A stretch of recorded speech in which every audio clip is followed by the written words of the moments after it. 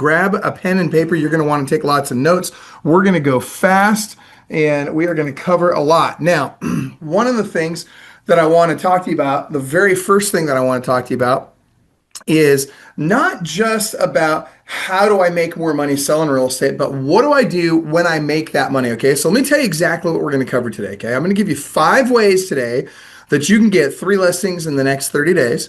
By the way, I will also show you with those 5 ways how you can make in gross commission income whatever the average sales price is in your marketplace. I'll give you an example. If you're in a marketplace where the average sales price is $500,000 and you want to make an extra $500,000 in the next 12 months, well, guess what? I'm going to show you how to do that working just 22 and a half hours a week. And it's a lot easier than people think. But what's crazy to me is how in our industry, everybody seems to have taken a huge step back and gotten, for lack of a better term, a lot of people seem to have gotten very, very lazy in the industry today. And they won't even do the simple things that are required to make that extra, hang on, let's get this up just a little bit higher so I can tilt this down, to make that extra $500,000 a year. And guys, I'm telling you, it is actually really, really simple, okay? All right, and there we go. You got my video spotlighted. Thank you so much for that. Now, I'm going to encourage you guys, while we're going today, I want you to ask lots of questions in the comments, all right? So go ahead and type any questions you have in the comments. I teach this about 134 times a year, and so it's a lot more fun for me if you're putting comments in the chat.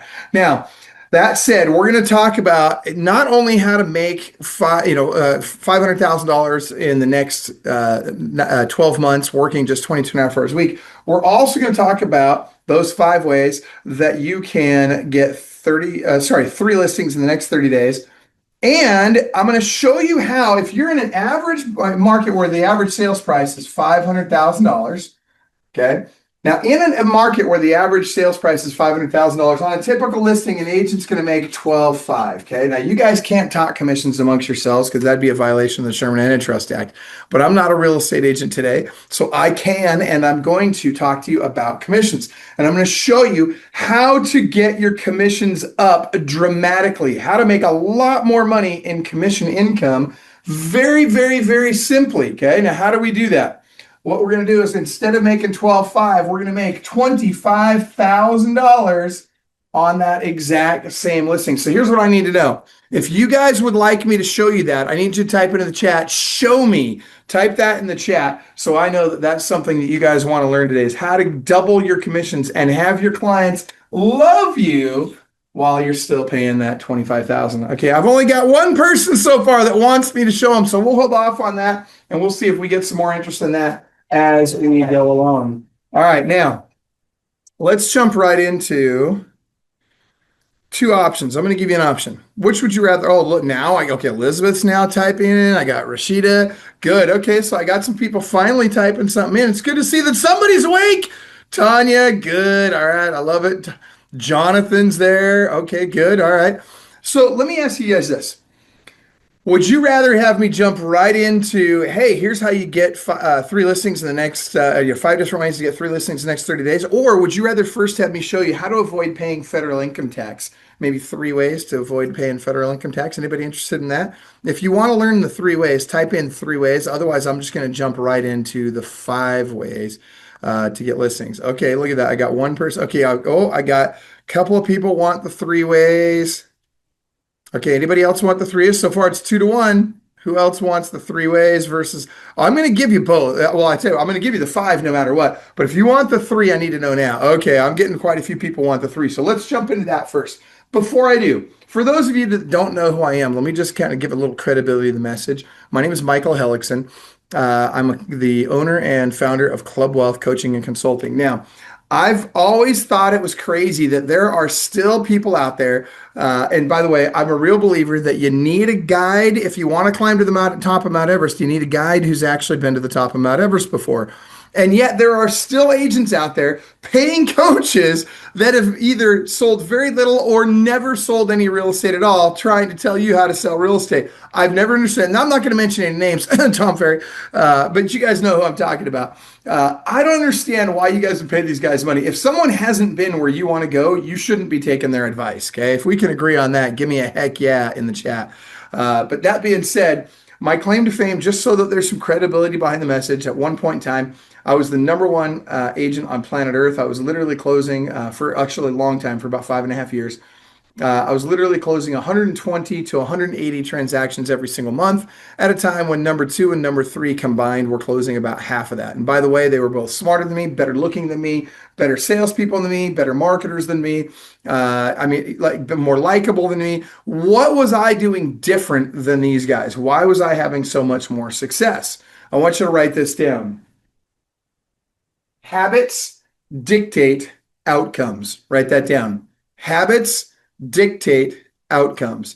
Guys, I had better habits than anybody at that point in my career. Now, I'll tell you, there are people today that are doing even better than I was back then. Back in the day, and I say back in the day, at that point in time, it was literally an anomaly to be doing that kind of business. Now, you can do it too. You don't need to be a great salesperson. You don't need to be the world's most charismatic person. Even to go out and get 3 listings in the next 30 days, it's not that hard. It's really not. You just need to be in the right habits, and then you need to know what to do when you get on that listing appointment. So let's start with this. We're going to talk about that, but let's start with the avoiding federal income tax. Okay, so there's actually 3 ways you can do it. One is very simple. One is you're going to use depreciation. Okay. Now, here's how this works. When I go buy a house for $500,000, and by the way, anybody can do this. Okay. You don't have to be a real estate professional. You don't have to have any special skills. Anybody that owns rental property can deduct that $500,000 house. You can take the land value is $100,000. The value of the asset, let's assume, is $400,000. The government says you can take that $400,000, divide by 27 and a half years, 27.5. And you can take 127 and a half of that $400,000 off of your taxable income every year for the next 27 and a half years. Very straightforward. Okay. Now, that right there, and by the way, I have to preface this with I'm not a CPA, I'm not an attorney, I'm just a rich dude that's learned this from my CPAs and attorneys over the years. And we've come up with a game plan that works really well for us and for a lot of our clients. And hopefully this will work for you too. But I'll tell you that on a house like that, that one should, if you're in about a 38 to 48% tax bracket, should save you about $6,000 or $7,000 a year in taxes you will not pay.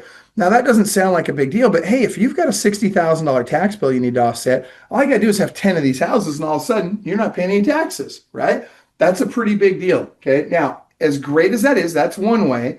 There's an even better way. Now, I got to preface this with I don't care if you're black, white, Asian, Christian, Muslim, Jewish, conservative, liberal. I don't care about any of that stuff. Okay. That doesn't matter to me. What matters to me is, can we be cool to each other? Can we help each other? Can we respect each other? Can we make money together? All those kinds of things matter to me, right? Now, I'm just saying this because as we go along today, you're going to probably figure out I'm a pretty conservative guy, right? But again, I've got friends and clients, and heck, even some of our coaches at Club Wealth are really extremely liberal, and I'm very conservative. And yet, we can have conversations, disagree on politics, and at the end of the day, we're still friends. Why? Because we're this magical thing we call adults, right? So that being said, this next way, the second way, the reason I bring this up is because like him, love him, hate him, call him the orange man, the felon, the misogynist. I call him Donald J. Trump, the guy that makes me even richer. And by the way, you're going to hear a lot about that tonight at the State of the Union. But I want to tell you that what the Donald implemented back when COVID hit, the Donald realized that, oh my gosh, we have a problem. We're about to have an economic meltdown if we don't stimulate the real estate market. And so what we need to do is we need to get people to go out and buy some houses. The problem is we don't want to incentivize the guy behind the counter at 7-Eleven, because if we incentivize people that don't really know what they're doing with real estate, then 5, 6 years down the road, we end up with a foreclosure crisis. And we certainly don't want that. And so he said, why don't we incentivize real estate professionals, people that should know, right? Let's incentivize real estate agents, real estate appraisers, property managers, full-time real estate investors, and so forth. If we incentivize those folks, then they'll go out, they'll buy real estate, and they know what they're doing, so they won't end up in foreclosure. And we have now stimulated the market and stimulated the economy as such. And so great idea. And what it was called was accelerated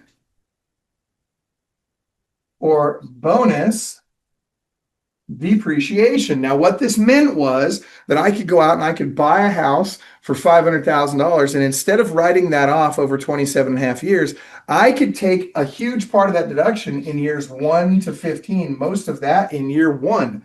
Guys, this is a very big deal for you and for your clients. And I'm going to show you a loophole in a second here that your clients can take advantage of. But get this, that meant that instead of saving $6,000 or $7,000 year one, I could literally save $35,000 year one on the same house by simply accelerating the depreciation. Now, why doesn't everybody do this? Because not everybody knows about it, number one. And number two, some people are getting what I think is bad advice from their accountant. Some CPAs, and I'll tell you, particularly like if you go to an H&R Block or some of those guys, they either won't tell you about it or they'll dissuade you from it. And why? Because they'll tell you, and by the way, Vision, if you've got any questions, just type them into the chat. I'll be following the chat and answering questions. So anytime you guys have questions, just go ahead and type them in the chat. But that being said, what they'll tell you is, oh, don't take advantage of accelerated depreciation because if you sell that property 5, 6 years from now, you have to do what's called depreciation recapture, which means you have to pay back the benefit you got when you took advantage of this accelerated depreciation. The problem is that's only partly true. They're kind of giving you part of the truth. The reality is you don't necessarily have to pay that depreciation recapture. Why? Because there's two great ways. One, you can do a 1031 tax deferred exchange, roll that tax burden into the next property, or you can just die. And I know that sounds silly, but what do I mean by this? Well, look, when you die, or when I die, whenever we die, our kids inherit the property. And our kids, they don't pay depreciation recapture at all. None, zero. And so that's a huge benefit. But it gets even better. By the time you and I die, that $500,000 house is no longer a $500,000 house. That $500,000 house is probably more like, $2 million. Well, guess what our kids get? They get what's called a stepped up basis, which means they get to redepreciate the property from the new $2 million value. I want you to think about that. It's a very, very, very big deal. So this is way number two that you can avoid paying federal income tax. Now, here's something else. Instead of having a bunch of clients, I want you guys to think about this. Instead of having a bunch of clients, they're going to buy one house every 10 to 14 years, which is what your average client will do. The average person in your sphere of influence will buy one house every 10 to 14 years. Why not cultivate an audience of people, a sphere of influence, if you will, of people who are going to buy 1 to 4 houses per year? And by the way, it's a lot easier than you think. I'm going to give you one example of this. This is one way, by the way, that you can literally make $500,000 or whatever your average sales price is in the next 12 months. Very simple. I want you to do 3 seminars per week. Okay. So instead of selling one-to-one, I want you to start selling one-to-many. So what I want you to do is I want you to do a buyer class on Tuesdays, a seller class on Wednesdays, an investor class on Thursdays. Very straightforward strategy. It works very, very well. It's easy to do. And then what you'll do is you'll do it in your market. So this week you'll be in your market. And then next week you're going to go 30, 45 minutes away and you're going to do it again there. And then you're going to go 45 minutes away from there and do it again the next week. And you keep doing that all over. And then once a quarter, you come back to your original area. Now, I know what some of you are thinking. Some of you are probably thinking, oh, but Michael, I'm the neighborhood specialist. I don't work a big area. Well, guess what? That's probably why you're broke, sweetheart. Like, I got news for you. You have got to step up. You have got to start thinking about this on a more macro level. People that are neighborhood specialists, they're broke today. Okay. That's 40 years ago strategy. Okay. Let's talk about today. Let's talk about what's working right now. And that is we've got to expand our market area. Now, here's the deal. When you do these classes on the buyer classes, by the way, notice I said buyer class and not first time buyer class. Very important. Why? Because when I do a first time buyer class, all I attract is first time buyers. And frankly, they're a lot more hassle than other buyers. I would much rather be attracting people that are going to move up or people that have bought before because guess what? They're going to be buying in a higher price point today and they probably have a house to sell. Okay. So I get 2 bites at the same apple. All right. Now, really quick, I want you guys to type into the chat, how far will you drive for a listing appointment? Then I'm going to finish up with this. But how far will you drive for a listing appointment? Type it into the chat right now. Will you go 30 minutes, 40 minutes, an hour, 2 hours? Just in terms of time. Okay, I got an hour. I got a couple of people an hour, two, 1 hour. Okay, I got 2 to 3 hours, 100 miles. All right. Okay, so here's the thing. Here's what I want you guys to think about. Whatever your state you're located in, whatever market you're licensed in, Your license doesn't say your town on it. Your license says your state on it. And yet what happens is if you've got a client, and by the way, the most expensive thing in real estate, I want you guys to think about this. The most expensive thing in real estate is the cost of client acquisition. It's getting that client, right? And interestingly, the most valuable thing in real estate is that client, right? It's the lifetime value of that client. And if you think of the lifetime value of the client, if you're in a marketplace where the average sales price is $500,000, your average client, their value, their lifetime value is going to be north of $2 million dollars in terms of, so on the commissions you'll make from them, plus the people they refer and the people they refer and so forth, it's north of $2 million dollars in your career. So the lifetime value of a client is extraordinary. And here's the problem. What most agents do, let's say you've got somebody that you worked with in your market, maybe you sold them a house or whatever, and then they call you up one day and they say, hey, by the way, I just inherited this house from my aunt who just passed away, and it's on the other side of the state. It's 6, 7, 8 hours from here, whatever. And I just was wondering if you could help me sell it. And what are you going to tell them? 9 times out of 10, most agents are going to say, well, let me get you an agent in that market. And then you go out and you find yourself an agent in that market, and then you refer this person to them, and that agent gives you a referral fee of 25, 35%. Guys, that's a terrible idea. Terrible move. Why? Because instead, what you just did was you just said, hey, look, I'm willing to give up that relationship with that client and let somebody else build a relationship with that client. And by the way, what if they get along with them better? What if that person does a better job than you? What if, somehow that person gets their hooks in them, gets them connected with their lender. Now they got two people kind of, tag teaming this person, and they kind of pull them away from you. And next time they have a deal to do or a referral to send or a mortgage to do, guess what? They refer one of their people and not you.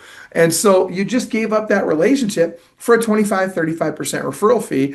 You just lost out on the lifetime value of that client. Not to mention that one transaction. I mean, that one transaction is minimal, but the lifetime value of that client is very, very important.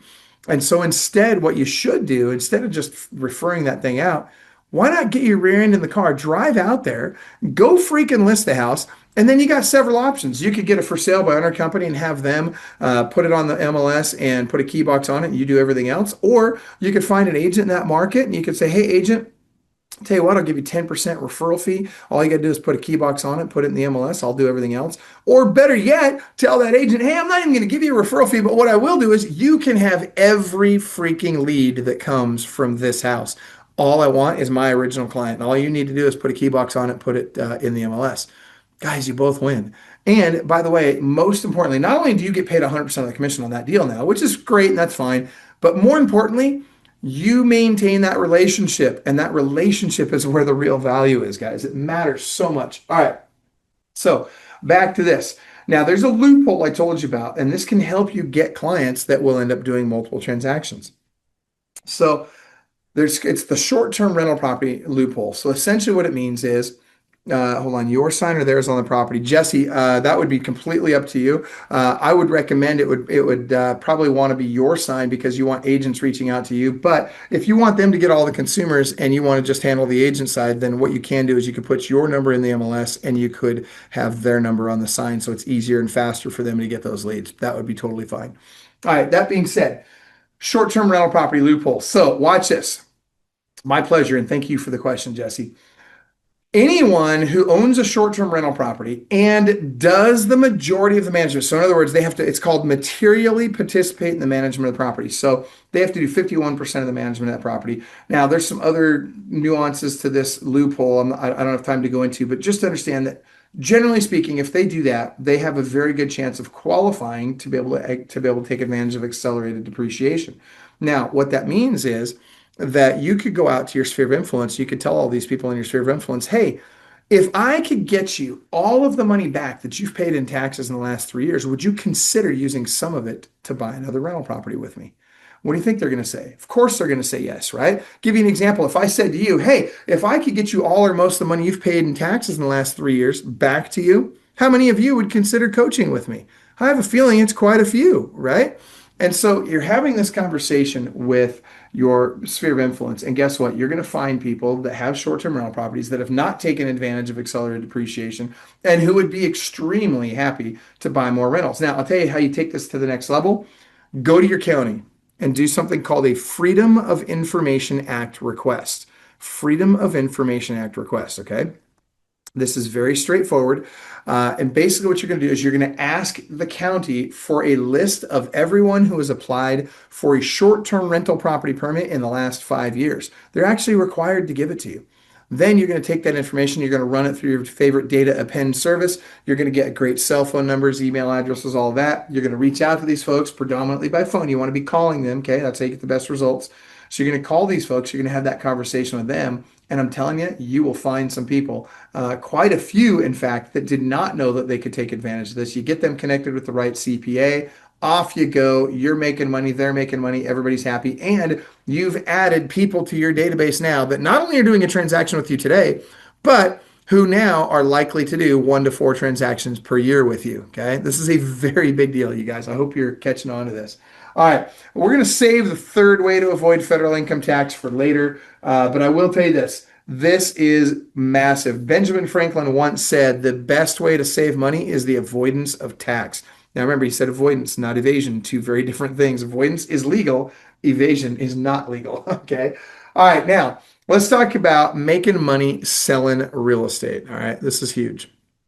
So, you guys, there's really only three things that are going to move the what's the list called? Freedom, Tanya, it's Freedom of Information Act request, or FOIA, FOIA. Honestly, you don't even probably need to know that. You can just walk into your county and say, hey, I'd like a list of everybody that's requested a short-term rental property permit in the last 5 years. They'll just give you the list. They'll charge you for it, like they'll charge you for the thumb drive they put it on, or they'll charge you for the paper they print it on, or whatever. So it's not a lot of money. It's super cheap, but you probably don't even need to remember Freedom of Information Act. Okay, good stuff. Yes, that's it. All right, now.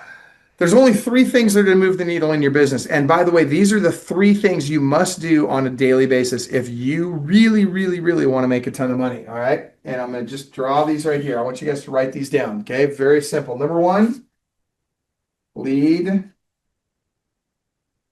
generation. Super simple. I don't care how great your service is. If you don't generate leads on a daily basis, you don't have a business. Okay. None. Now, number two is lead follow-up. Number three is lead conversion. That's it. That's real estate in a nutshell, okay? If you don't do those three things, and if that doesn't make up 90% of your day, you're going backwards. You're not making money in this business, or at least not as much as you should be, okay? So these are very important. Now, it all comes down to your habits. I'm going to give you an example. So I had a kid come to me one day. He says, hey, I want to be the #1 real estate agent on planet Earth like you were. And I said, okay, well, that's great. What are you willing to do? And what do you think he told me? He says, I'm willing to do whatever it takes. And everybody says that, by the way. Everybody says they're willing to do whatever it takes, right up until they find out what it takes. And so I told him, I said, okay, great. Here's what I want you to do. I want you to hire one of our coaches. And so we got him a coach. And by the way, all of our coaches sell more real estate than the people they coach. And we're the only company that does that. So we got him a coach out back east was his coach. This kid was on the West Coast. And then we said, okay, so now you're going to gather your little buddies together because he had a bunch of friends that wanted to sell real estate. They all, some of them had their licenses already. A couple of them were just getting them. And we said, okay, you're going to gather your little buddies and you're going to make a little team. Okay. And then we're going to have you show up. January 1st, 2022 was going to be this kid's first day selling real estate with his little team. And they were all supposed to show up at 6:30 that morning so they could do script practice. We gave them the best scripts. I mean, just fantastic scripts, right? These were the golden scripts. There's nothing better. There's never been anything quite like them. Anyway, that was my bad Trump impression. But we gave them some great scripts and said, okay, now you're going to, at 8 o'clock, from 6:30 to 8, you guys are going to practice, role play, all that kind of stuff. 8 o'clock, what we want you to do is we want you to get on the phone and start calling expired listings. January 1st, 2022, lots of expired listings January 1st of every year, right? So guess how many people on that team showed up day one? One, and it was him. It was this kid. And by the way, he's 19 years old. His name's Austin. And so Austin shows up. He was a little disappointed, right? Because nobody else on the team showed up. But guess what he decided to do? He says, you know what? I'm going to make the calls anyway. And he did. And in fact, he sat there for 8 hours that day. Literally for 8 hours, that kid just sat there and hammered out calls, pounded the phones all day long. And I'm going to be honest with you, he sucked. He was terrible. I'm telling you, this kid butchered the scripts we gave him. He verbally vomited on everybody he talked to. He was horrible. But guess how many appointments he set that day? He set 12 appointments that day. 12 in 8 hours. And he sucked. Now think about this. You don't suck. Imagine how many appointments you could set if you literally just knuckled down, got in the right habits, and made the calls with the right scripts and the right systems and stuff behind you. So that kid set 12 appointments that day. He ended up going on those appointments. And believe it or not, 11 out of the 12 actually showed up, which is interesting because usually you're going to get about a 40% no-show rate. All right. But he had literally 11 out of the 12 show up. Guess how many of those listings he got? Zero. He didn't get a single one. Now, do you think he was disappointed? Do you think he was bummed out? Absolutely. It was horrible for him. He felt terrible about it, right? But get this, he was not to be dissuaded. What do you think he said? When he came to us, he was in tears, by the way. When he came to us, he's like, dude, is this really what my career is going to look like? Well, yeah, man. I mean, this is success, right? Now, by the way, there's no one right way to do this. And I'm going to give you 5 different ways today where you can get 3 listings in the next 30 days. And you don't necessarily have to call expired listings. That's one of the 5 ways, but it's not the only way. All right. And by the way, there's more than just 5 ways. I'm just going to give you 5 today. All right. So that being said, he says, fine, I'll do it. So he actually does it. He's every day, 5 days a week, kids, and actually he did some 6-day weeks. He shows up in the office, makes his calls, made 4 hours of calls a day, 5 days a week for the entire year. Guess how many listings this kid listed? Type into the chat. How many listings do you think this kid got in his first year? I'm curious what you guys think. Just throw a number out there. I'm curious. Oh, there we go. Somebody says, Cole says 28. What else? Anybody else? Come on. What do you guys think? How many listings do you get? Shilpa says 50. Okay, that's good. Anybody else? 55, Rashida. Janine says 20. Well, guess what? He got 97 listings that first year. 97. And so Vision was very close. Vision said 100. But watch this. On 97 listings, the average sales price was $600,000. They were all on 12-month listing agreements. All but 3 of them, and this is a very big deal, and I want you to really think about this. All but 3 of them he got on 5% commission to the listing office. That's not counting the buy side. That's just the listing side. Now, why is this important? This is important because a lot of you are struggling to get any listings, let alone get them at a higher commission, right? A lot of you are struggling to get them at 2.5% or 3 or whatever you're trying to charge. What I'm saying is clients don't care what you make. They care what they make. The problem with getting the listing to begin with and to get it at a higher commission, that's all in your head. That's not their head. It's you and how you're approaching it. Okay, we'll talk a little bit about that today. When I get into that very last thing I'm going to teach you, remember, this is the very last thing I'm going to teach you. How do we get 25,000 instead of 12.5 and have our clients love us for it, okay? That'll literally be the last 5 minutes of our 2-hour webinar today, okay? Now, if you leave early, obviously you'll miss it. But I'll tell you right now, that one thing will change your career.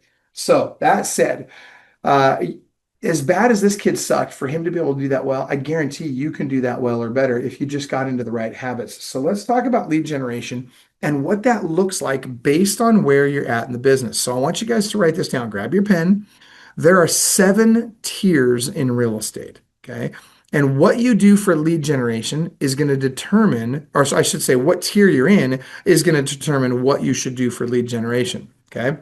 So I want you to write these down. Tier 1 is agents who close 0 to 25 transactions a year. Tier 2 is 25 to 75. Tier 3 is 75 to 150. Tier 4, I'll come back and do it again. Okay. So tier 1 is 0 to 25. Tier 2 is 25 to 75. Tier 3 is 75 to 150. Tier 4 is 150 to 250. Tier 5 is 250 to 500. Tier 6 is 500 to 1,000. Tier 7 is 1,000 units per year and more. I'll give it to you one more time. Tier 1 is 0 to 25. There we go. Camille just put it in the chat. Tier 2 is 25 to 75. Tier 3 is 75 to 150. Tier 4 is 150 to 250. Tier 5 is 250 to 500. Tier 6 is 500 to 1,000, and Tier 7 is 1,000 units per year and more. Now, I want you to think about this. First of all, a lot of people say, oh, 1,000 units a year and more. Nobody does that. Well, actually, they do. In fact, I was the first one I'm aware of to do it, and I was the first one, for the longest time, I was the only one I knew that did it. But then in 2021, did you know that in fact, not over, but 38 different teams in 2021 did over 1,000 transactions. That's pretty impressive, right? And so, yeah, it does happen. Now, you may be a solo agent. You may not want to build a team. That's fine. You don't have to build a team to be successful in this business. Okay. But that being said, I need to know where you are. So could you guys do me a favor? Because I want to teach to who's here today. So type in what tier are you in right now? Okay, so thank you for that. Rashida's in tier one. Okay, everybody type it in. Okay, so I'm gonna teach to who's here. Okay, I got tier one, tier one, tier one, tier one, tier one, tier one. So far, everybody's in tier one, tier one, tier one. Okay, is there anybody in tier two or higher? Sounds like everybody on the call is in tier one. Okay, great. Well, then that'll make my job real easy today. So I'm going to focus on tier one. So watch this, guys. First of all, I need you to understand this. Tier one freaking sucks. And I don't mean that you suck because you're in tier one. I mean that being in tier one sucks. It's hard. It's a grind. It's like, how do I just get a deal together to pay my bills, man? I got a rent to pay. I got mortgage to pay. I got to buy food, put gas in my car, whatever, right? And that's hard in tier one because in tier one, you're trying to figure out, well, what do I do for lead gen, lead follow up, and lead conversion? Where do I get the leads? How do I handle them? How do I put a freaking deal together? And by the way, then you got to go out and you got to put together your own systems, tools, technology, support, staff, all the things you need to be successful, because certainly your broker is not going to provide all that for you. And so guess what? It's hard. It's really hard. In fact, in tier one, we have more time than money. Okay. And I want you to really think about this. And so, guess what we do when we're in tier one? We do lead generation strategies that don't cost a lot of money. We do stuff that's essentially free. Why? Because we don't have the money to go out and buy Zillow leads or Realtor.com leads or radio, TV, billboards, all that kind of stuff. We don't have money for all that stuff in tier one, right?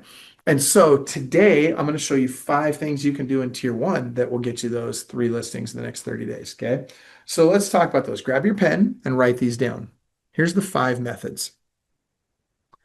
Sorry, lead back up. FSBOs, expireds, cold calls, open houses, sphere of influence. FSBOs, expireds, cold calls, open houses, sphere of influence. FSBOs, expireds, cold calls, open houses, sphere of influence. By the way, guys, these are all free. Well, I should say mostly free. And they're very effective. So Camille just put that in the chat for you. FSBOs, expireds, cold calls, open houses, sphere of influence. Now check this out. Any one of those 5 can make you an extra $500,000 in the next 12 months. Any one of those 5 can get you 3 listings a month. And by the way, none of them cost much money. Expireds, you might have to have a little bit of software to help you with the expireds, but the other stuff's all free, right? So let's talk about this. Of those 5 things, which one has been the most effective for the last decade? What do you think? The number one most effective of those in the last decade. Type it in. What do you guys think? I see sphere.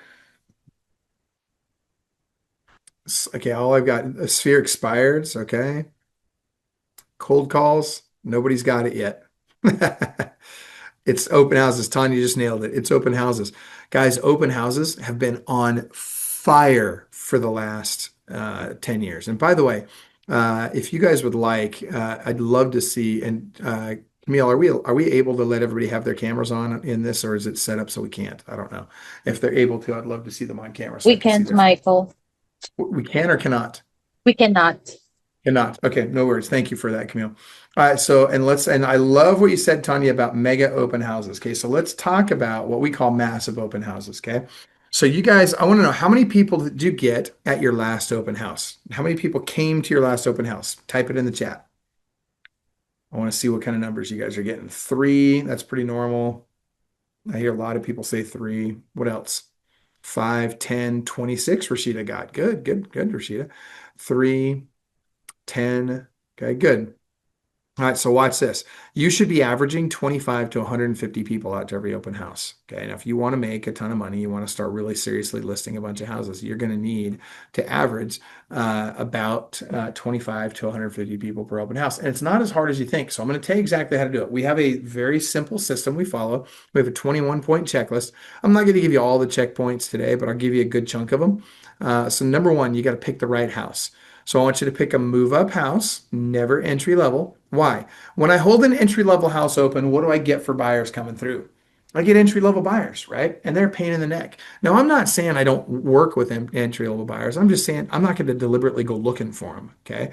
What I want to look for is move up buyers because guess what that's also going to do? It's going to naturally raise my average sales price, which is a very good thing. Okay.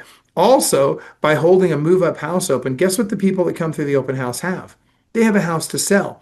Now, if I'm really smart, instead of selling that house for them, which would be the easy thing to do, and that would be very self-serving, instead of doing that, I'm gonna suggest to them that they rent that house out, and I'll teach them how to do it. Now I become a trusted advisor for them. Why? Because they know that I'm going to put their needs ahead of my own. Because I may have given up this one commission, but guess what? Now that I got them renting that one out, I just created a client who's going to buy 1 to 4 houses a year from me because once they see the tax savings and they see the cash flow and the appreciation and the equity pay down and all the stuff they get as a result of using that as a rental property instead of having just sold it, and they realize how much more money they're making, they're going to say, hey, let's do this again. And then I sell them another one next year, and then the next year, and then before you know it, I'm selling 2 a year, and then before you know it, I'm selling them 3 or 4 a year. Guys, this is literally how I built my business. Or I should say it's one of the big tools that I use to build my business. It really, really makes a difference. All right. Now, that said, I'm going to pick that move up house. I want to be within a half mile to a mile of a major shopping area. Okay. Write that down. Half mile to a mile from a major shopping area. Why? Because I need traffic. Okay. Next, I want to make sure that I'm no more than 2 turns off the main road. Why? Because people get lost. They will get lost super easy. All right. So it's very important that we try and keep these things close to the main roads. All right, next, there's 4 things I'm going to tell you about in terms of marketing your open house that will make a big difference. Okay. The fourth, I'll start at the bottom and work my way up. Number 4 is stuff you're already doing, right? All your online marketing, social media, Realtor.com, Zillow, MLS, all the different ways you can market it online. Okay. Clearly, that's important. It's very easy and it works. It does help. All right, number 2 and number 3, these ones are big. Now they take a little bit more work, but I promise number 2 and number 3 really work well. And that is I'm going to door knock and I'm going to call through the entire neighborhood. Now, we want to make sure we're hitting about 200 doors per open house, okay? And it doesn't take that long. It sounds harder than it is. You can bang this out in a day, literally. But I'm going to call through and door knock the entire neighborhood. All right, now, number 1 way. What do you guys think? Type into the chat. What's the number 1 way to get more people to my open house? What do you think? Type your answer into the chat. Let's see if anybody can get it. Number 1 way to get more people to the open houses. Anybody got any ideas? Door knocking, okay. Give out free food. Interestingly, Rashida, they don't know you have free food until they get there. So that doesn't actually help get more people there. And I don't prefer to do food at open houses because then I got to clean up the house. It makes a mess, all that kind of stuff. Make it interesting or giveaways, maybe. Oh, Jason just nailed it. Signs, baby. It's signs. Now, Jason and everybody else, I want you guys all to type in. How many signs did you put up for your last open house? Okay. I'm curious. How many signs are you guys putting up? 3, 4, 10, 13, 5, 10. Okay, these are good. All right. So watch this. The bare minimum number you need to have for every open house is 50 open house signs. 50. What? You guys are probably thinking I'm crazy. Oh, but Michael, if I put up that many signs, the city's going to take my sign. Oh my gosh, that must just hurt your feelings, Cupcake. I can't imagine how emotionally traumatic that must be for you, right? Guys, here's the reality. Don't worry about it. Okay, write this down. Is the juice worth the squeeze? Right? Is the juice worth the squeeze? So first of all, what do my signs even cost? Right? It should be no more than $5 a sign. Okay, and if you're paying more than that, you don't need A boards. You need corrugated signs with a stake. Okay.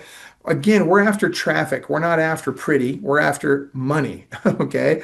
And so if I pay $5 for my signs and I put 50 of them up and the city takes all my signs, I just lost $250. Whoop-de-doo. Who freaking cares, right? People, you're spending more money than that on stupid stuff every month like Starbucks and other stuff, right? But get this, if I put up 50 signs per open house and check your local jurisdiction, because some jurisdictions will fine you if you put up too many signs or if you put them up in places that they're not supposed to be or when they're not supposed to be, that sort of thing. So definitely understand what the guidelines are and be ready to pay the price if there's a penalty, okay? But that being said, I can tell you right now, if I get, 50, 75 people out to my open house, I'm selling some houses out of it. So if it costs me $250, to get 50 or 75 people out to my open house, it's totally worth it, right? All right, now check this out. Great example. One of my clients is a great guy named Mike Bernier. He owns a brokerage up in Minneapolis, Minnesota. And before you ask, no, he does not have a leering center. Just throwing that out there. But he does own a real estate brokerage. And I'll tell you that Mike in Minneapolis, Minnesota, in February, did an open house. And guys, this is what do you think? What do you know about Minneapolis in February, right? It's cold. It's, dirty snow on the ground. There's snow with dirt all over it, piled up on the sides of the roads, and it's gray out. It's miserable. It's not a fun place. Like Minneapolis is not great in the winter. It's great in the springtime, not great in the wintertime, right? And so anyway, he holds this open house, and I'll tell you, he has what did he do? He put up all 50 signs, followed our checklist. He had 77 people come out, and it was a townhome complex, right? So move up townhomes, really nice townhomes. Um, and so are the open house signs directional close together? Yes, we'll put them all over. I want to be spread out, probably a mile, mile and a half, with my signs. I want to pull people in from as far as I can, main arterials, all that kind of stuff. But I might even go further if I've got enough signs. But anyway, so check this out. In the first hour, Mike had 77 people come out to that open house. So many that it clogged up the parking lot in this townhome complex, and somebody called the cops. Now, what's crazy is they actually showed up and they shut down his open house. They can't shut down a protest, but apparently they can shut down his open houses, right? But check this out. Here's where it gets crazy. Do you think he cared that they shut down his open house? No, he didn't care. Why? Because he sold 3 houses out of that one open house on the 77 people that came out in the first hour. Guys, that's great money. I mean, holy cow, he was very profitable on that open house. And the open house signs, Jesse, all they've got to say is you can just say open house and just have an arrow on them. And you can hand draw the arrow in there or whatever. It's very simple. They don't need to be complicated. They do not need to have your contact information on them. Is it great if you have the address on them? Sure, that's great. It's a bonus, right? But that's not required. Now, will it help to get a couple extra people there? Maybe, sure. But again, not a requirement. Okay, so don't overcomplicate this. I will tell you something that will make a big difference, and this is going to sound old school, but guys, I'll tell you this really does work. You want 2 helium balloons on 25% of your signs. I know that sounds dumb, but 2 helium balloons on 25% of your signs will help you get a lot more people to your open house.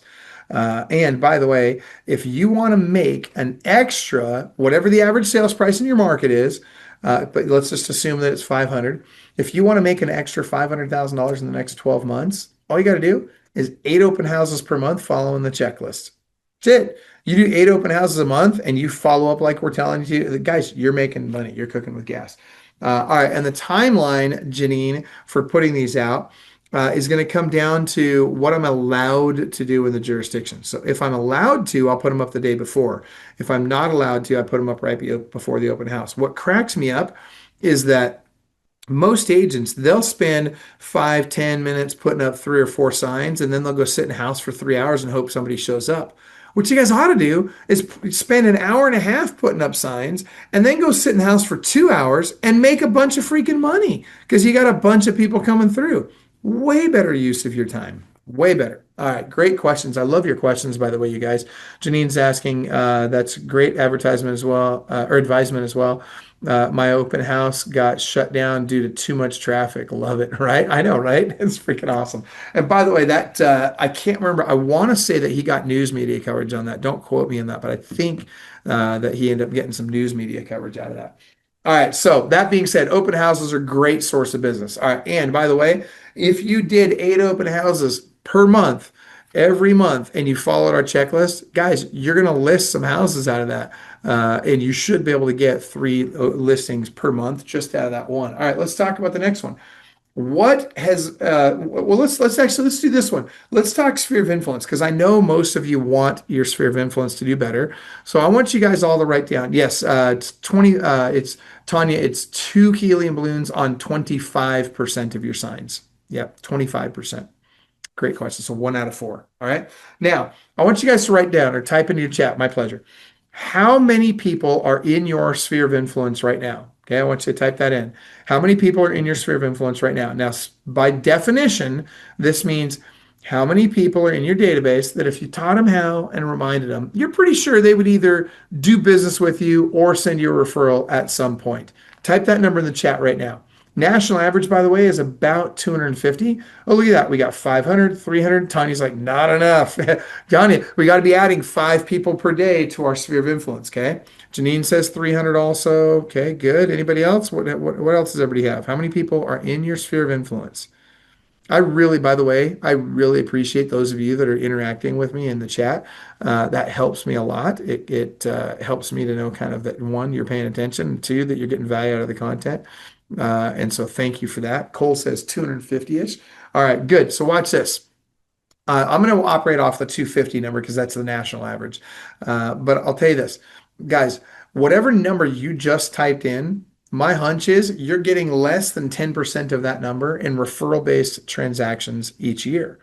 Now, I'm going to show you how to get north of 20% of that number in referral-based transactions every year, working just 12 days per year. Okay, 12 days per year. It's really not that complicated. It's easy to do. Pay close attention. Okay. Number one, I want you to hold 4 client events per year, no matter what. 4 client events per year, no matter what. Super simple. Don't overcomplicate this. It could be a barbecue in your backyard. You could have your checkers playing lender bring the hot dogs. Okay. Now, by checkers playing lender, let me talk about lenders really quick. One big mistake I see most agents making is you're either working with too many or too few lenders. You need 2 lenders, okay? You need one that's local and you need one that's national. And you don't need one lender. You don't want just one lender. You got to have 2. And you don't want more than 2 because here's the reality. You need to be sending your lenders enough business that if you stopped sending them business, they would feel it and have to make a lifestyle change. You know what I'm saying? So if you're sending them that much business, guess what? That gives you some leverage. They'll bend over backwards for you. They'll do stuff for you that they don't do for the guy that sent them 1 deal last year. When you're sending them, 2, 3 deals a month, guess what? They're going to bend over backwards for you and they're going to pull through when you need them in a pinch. Okay. All right, now the checkers playing lender. This is your local lender, okay? So what I mean by this is they don't have to be great. They just have to not embarrass you. They got to be able to look professional, show up to your client events, not embarrass you, not get drunk and do stupid things, that kind of stuff, right? They've got to be able to get mom and pop with great credit and a lot of money down into an owner-occupied house and not screw up the deal, okay? So we're talking easy stuff here, okay? It doesn't need to be complicated. All right, that's your local lender. Now, you also need to have a national lender. Now, by national lender, I'm talking about somebody that brokers to over 200 different lenders out there. Somebody that, they can get anything done. Like, if it's possible to do the deal, they can get it done. Like, if they can't get it done, it ain't doable, right? Somebody that they do first mortgages, second mortgages, they can do HELOCs, they can do residential, commercial, they can do what are called DSCR loans, they can do what are called no ratio DSCR loans, which is a very different type of DSCR loan. Which I don't have time to go into those types of loans right now, but I will tell you these are very important loan types, especially if you're going to get your clients doing 1 to 4 transactions per year instead of one house every 10 to 14 years. Okay. These are very, very important nuances. Okay. I want you guys, I'm hoping you guys are paying super close attention to this because it's really important. Let's see. I sent a lot of clients to my lender. And by the way, this multi-level chess playing lender, and I'm talking somebody that's super smart. They're thinking like 5 transactions, 10 transactions down the road with this person because if they're just thinking about the one, which most lenders, they're just trying to get this one deal closed and they're not thinking about, oh, this person's going to want to buy 1 to 4 houses a year. So guess what they don't do? They don't prepare that person and put them in a good position to be able to buy 1 to 4 houses per year. Okay, that takes a lender that has a lot more intellect and is more capable of thinking big picture than just myopically on that transactions. And Rashida asks, how do I find those types of national lenders? Well, I'm going to make it easy for you. It's my daughter is the one I'm going to recommend. And by the way, nothing's free at my house. I didn't recommend her first couple of years in the business. Why? Because until she got really, really good at this, I wasn't about to refer her to my clients. Well, let me tell you, now she's the best. I use her for all my loans. And let me tell you, I own a lot of real estate and I own a bunch of businesses. My loans are complicated, right? I don't even understand my tax returns. She does, but I don't even freaking understand them, right? Now, here's the other thing. If you guys are asking your lender to pay for leads, right? Stop it. Because why would you have your lender pay for leads you're not going to follow up with anyway? That's just dumb, right? Instead, how many of you would like to get paid every time you send a client to your lender that ends up doing a loan with your lender? If you'd like to, just type in get paid on loans. Get paid on loans. And by the way, completely legal, completely RESPA compliant. If you'd like to learn how to do that, type in get paid on loans. And you don't have to get a loan officer license to do it, by the way. And so, by the way, if you're going to type, those of you that are typing in get paid on loans, put your phone number in there for me too. Now, you can private message it to me if you want so that not everybody else can see it, or you can just put it in the general chat here. But type it in, and then what I'll do is I will have Madison reach out to you, and she will walk you through how you can get paid on loans. But I'm telling you right now, guys, it's once you figure this system out, once you learn how to get paid on loans, you'll never go back to the old way of doing it because now you're in complete control, right? Now you're going to be able to send business. You know it's going to close if it's possible to close it, and you're going to get paid on it. And oh, by the way, I'm curious, how many of you guys belong to a rev share model brokerage, like an EXP, Keller, or sorry, a EXP, Real, LPT, Epic, any of those companies? If you belong to one of those, type in a rev share in your chat. I'm just curious. Or you could type in your brokerage in the chat. That helps too. I'm just curious. We're brand agnostic. We work with every brokerage out there. Tanya's with LPT. Cool. My son's with LPT, by the way. And okay. So let's see, Keller Williams, Berkshire Hathaway. Okay, good. So, well, watch this. I'll tell you this. This getting paid on loans model is a rev share model. And so literally not only can you get paid on the loans that you send them, but when you send them a loan, or let's say you refer another real estate agent to them and that agent sends them loans, that agent's going to get paid on loans and you're going to get paid on them. So like if you're a team leader, for example, you're going to get paid on every loan that your team members sends them and your team members will also get paid. And that goes 3 level deeps. Guys, I'm telling you, these guys have figured it out and their pricing is fantastic. Their service is amazing, and they get stuff closed. Anyway, that said, you need 2 lenders, okay? Very important. And so again, type in get paid on loans and your phone number, and I'll make sure they reach out to you. All right, next, I want to go back before I finish with the client events. There was a question up here I didn't get to. I sent a lot of my clients to my lenders. I need to keep changing, and I need to keep changing lenders anyway. Well, that's because you got the wrong lenders, Betsy. We'll fix that. I'll get you when you get with these guys, you'll be like, yeah, okay, yeah, that makes a lot of sense. You won't switch after you start working with them. You'll love them. How do you find them specifically? Should we just Google? No, just type in what we just talked about and we'll take care of that for you. Okay, that's it. That was what everybody's questions were. So we're going to move on. All right, now, guys, so we're going to do our client events. It could be a barbecue in the backyard. It could be photos of Santa. It could be Easter egg hunt. It could be, there's all kinds of stuff. In fact, if you go to our website, if you go to clubwealth.com/blog, clubwealth.com/blog. There's a list, like you can find, there's a blog post in there for the client appreciation event marketing, and it will show you there's a great list in there of a lot of different client event ideas.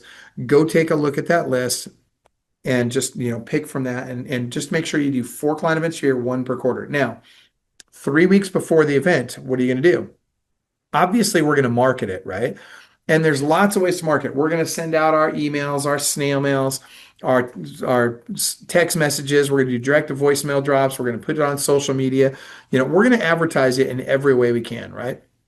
And that's great. But the number one thing that you need to do is you need to call every single person in your sphere of influence. So if you put down 300, 400, 250, whatever your number was, you need to call every single one of those people 3 weeks before the event. Now, this is where it gets really, really interesting, all right? You're going to call all those people up. Hang on, let me put this over here. Okay, you're going to call all those people up, and here's what you're going to do. You're going to BROT. Now, what does BROT stand for? Okay, write this down. Building relationships on trust. Building relationships on trust. Have you ever heard that people need to know, like, and trust you to do business with you? It's actually not true. Guess why? They don't have to like you. They just need to trust you. Now, watch this, guys. I give you a great example of this. You're sellers, right? What do sellers really want? Okay. Sellers want the person that's going to get them the most amount of money in the least amount of time with the least amount of headache. They don't care if they like you or not. They really don't. So if you want to list more houses, I'll tell you one thing that you guys need to do is number one, stop trying to get people to like you and start focusing on getting them to trust you. If you will do that, I promise you, you will list more houses. Okay. And is the best to do the events on the weekends? Depends, but usually yes. We normally do them on Saturdays.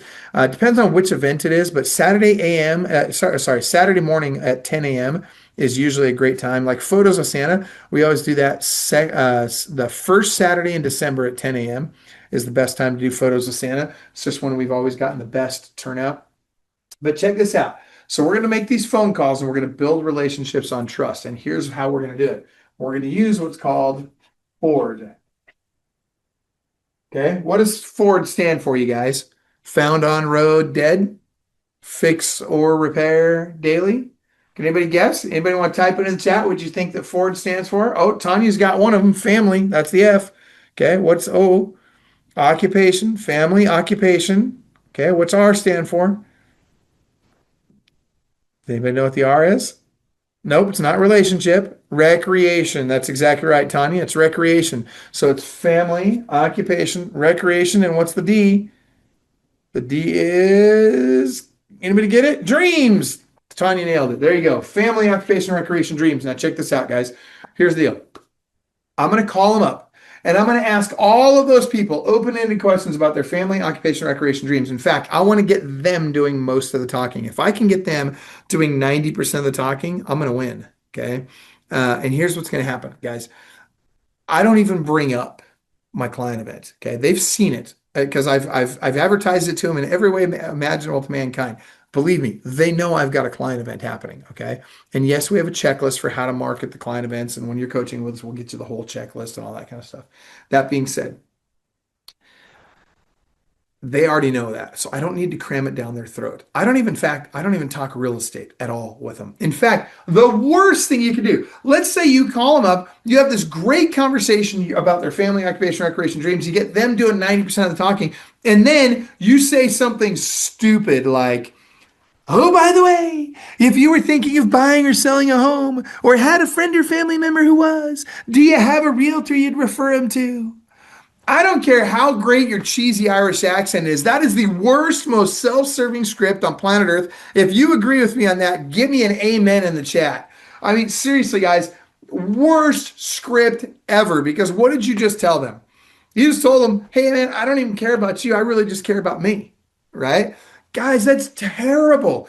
Don't do that, because watch this. People don't care what you know until they know that you care. And that is entirely true, by the way. All right. And so make sure that you know that they know that you care. And what's the easiest way to do that, by the way? Right? The easiest way to show them you care is to just actually care. What do I mean by that? Guys, when you actually care, people can tell. They really can. They can tell. You don't need to convince them of it when you actually care. Okay? All right, so I make those calls 3 weeks at a time. Now, by the way, if they bring up real estate, is it okay to talk real estate? Yes or no? Type it in the chat. If they bring up real estate, is it okay to have a real estate conversation with them at that point? And the answer is yes, absolutely, you bet. But they have to bring it up. And by the way, will they? Yes, they always bring it up, right? And you're right. I'm trying to see the name there. That was Artie. Yeah, Artie. Yeah, they do. They always bring it up. Okay. And when they do, then you can verbally vomit real estate all over them. Not a big deal, right? Okay. So that being said, guys, we want to make all these calls 3 weeks before the event. Now, after the event, the week after the event, we're going to call everybody in our sphere of influence again. And here's the conversation this time. Okay. The ones that showed up, we're going to say, hey, it was great to see you at the event. I'm sorry we didn't get to spend more time together. Let's spend more time together at the next one. Won't that be great?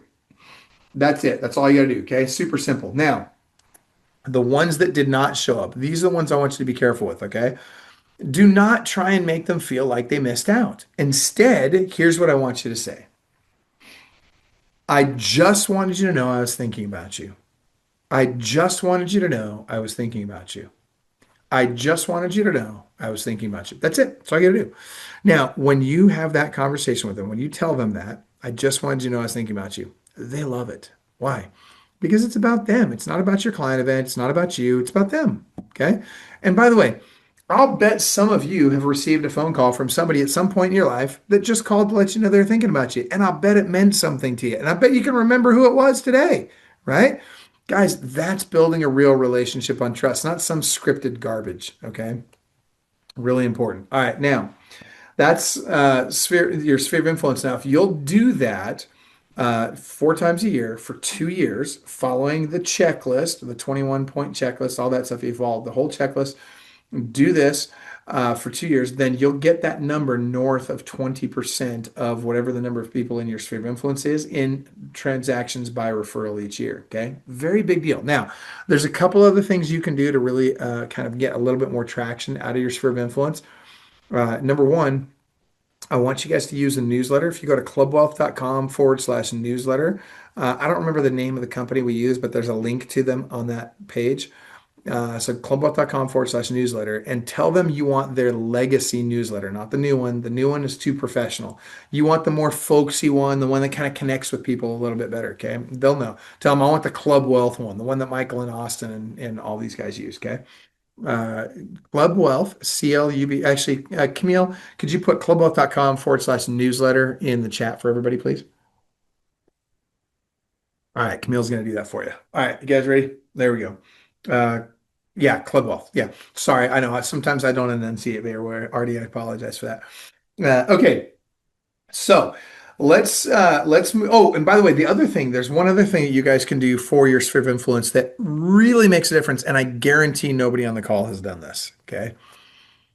What I need you to do is I want you to take everybody in your sphere of influence, your entire database, and then I also want you to take the whole database, even if they're not in your sphere, but all your cold leads and all that. I want you to do two separate lists. In fact, if you want to get really aggressive with this, you'll have a list for your sphere, a list for your cold leads, a list for sale by owners, expireds, etc. What I want you to do is I want you to take those name and email and phone number. I want you to upload those into social media, specifically into Meta as a custom audience. Okay. It's free. It doesn't cost anything to do this. Okay. It's real easy. Now, to run ads to them, you will have to pay money to run ads to them, but it's really cheap. For 30 bucks a month, you could stay in front of your sphere of influence like crazy because it's not a big list. It's not a ton of people. And so it's really, really cheap to stay in front of them on social media. Guys, I'm telling you right now, most people have not done this, and it is a very big deal. It will really help you out. All right. Now, of those 5 ways, so far we've covered open houses and sphere of influence. Let's talk about the next one that is the most effective right now. Can anybody tell me what it is? Type in your chat if you think you know what of my 5 ways that I gave you, which one is the most effective right now. And Artie just nailed it. It's expired listings. Guys, expireds are on fire right now, and very few people are going after them. And everybody talks a big game. Everybody says they're calling expireds, but the vast majority of people are not calling expireds at scale. They're not doing it. They're not doing a good job of it. So here's what I'm going to suggest. And by the way, if everybody always tells me, "Oh, I do call expireds." Really? Did you call them yesterday? Did you call them every day last week? I doubt it. Okay. Did you call 4 hours a day, 5 days a week? Have you done that all year? I doubt it. And so you're not really calling expireds. But I'll tell you this: if you will call expireds 4 days a week, or sorry, 5 days a week for 4 hours a day, that's a total of 20 hours a week. Guys, you're gonna get way more than 3 listings a month. I trust me, like way more. It's really simple. What's the best times? I know they say morning, but some can be highly grouchy. Listen, some people are grouchy at any time of day. So I wouldn't worry too much about that. But here's what I will tell you. Yeah, it does matter that you do it in the morning. And here's why you want to do it in the morning. Because if you don't do it first thing in the morning, you won't do it. There's a great book written by a guy, an acquaintance of mine. I won't say he's a friend. He probably wouldn't remember me today, but I've had lunch with him and sat down with him and picked his brain for a while. A guy named Brian Tracy, super smart guy. And he wrote a book called Eat the Frog.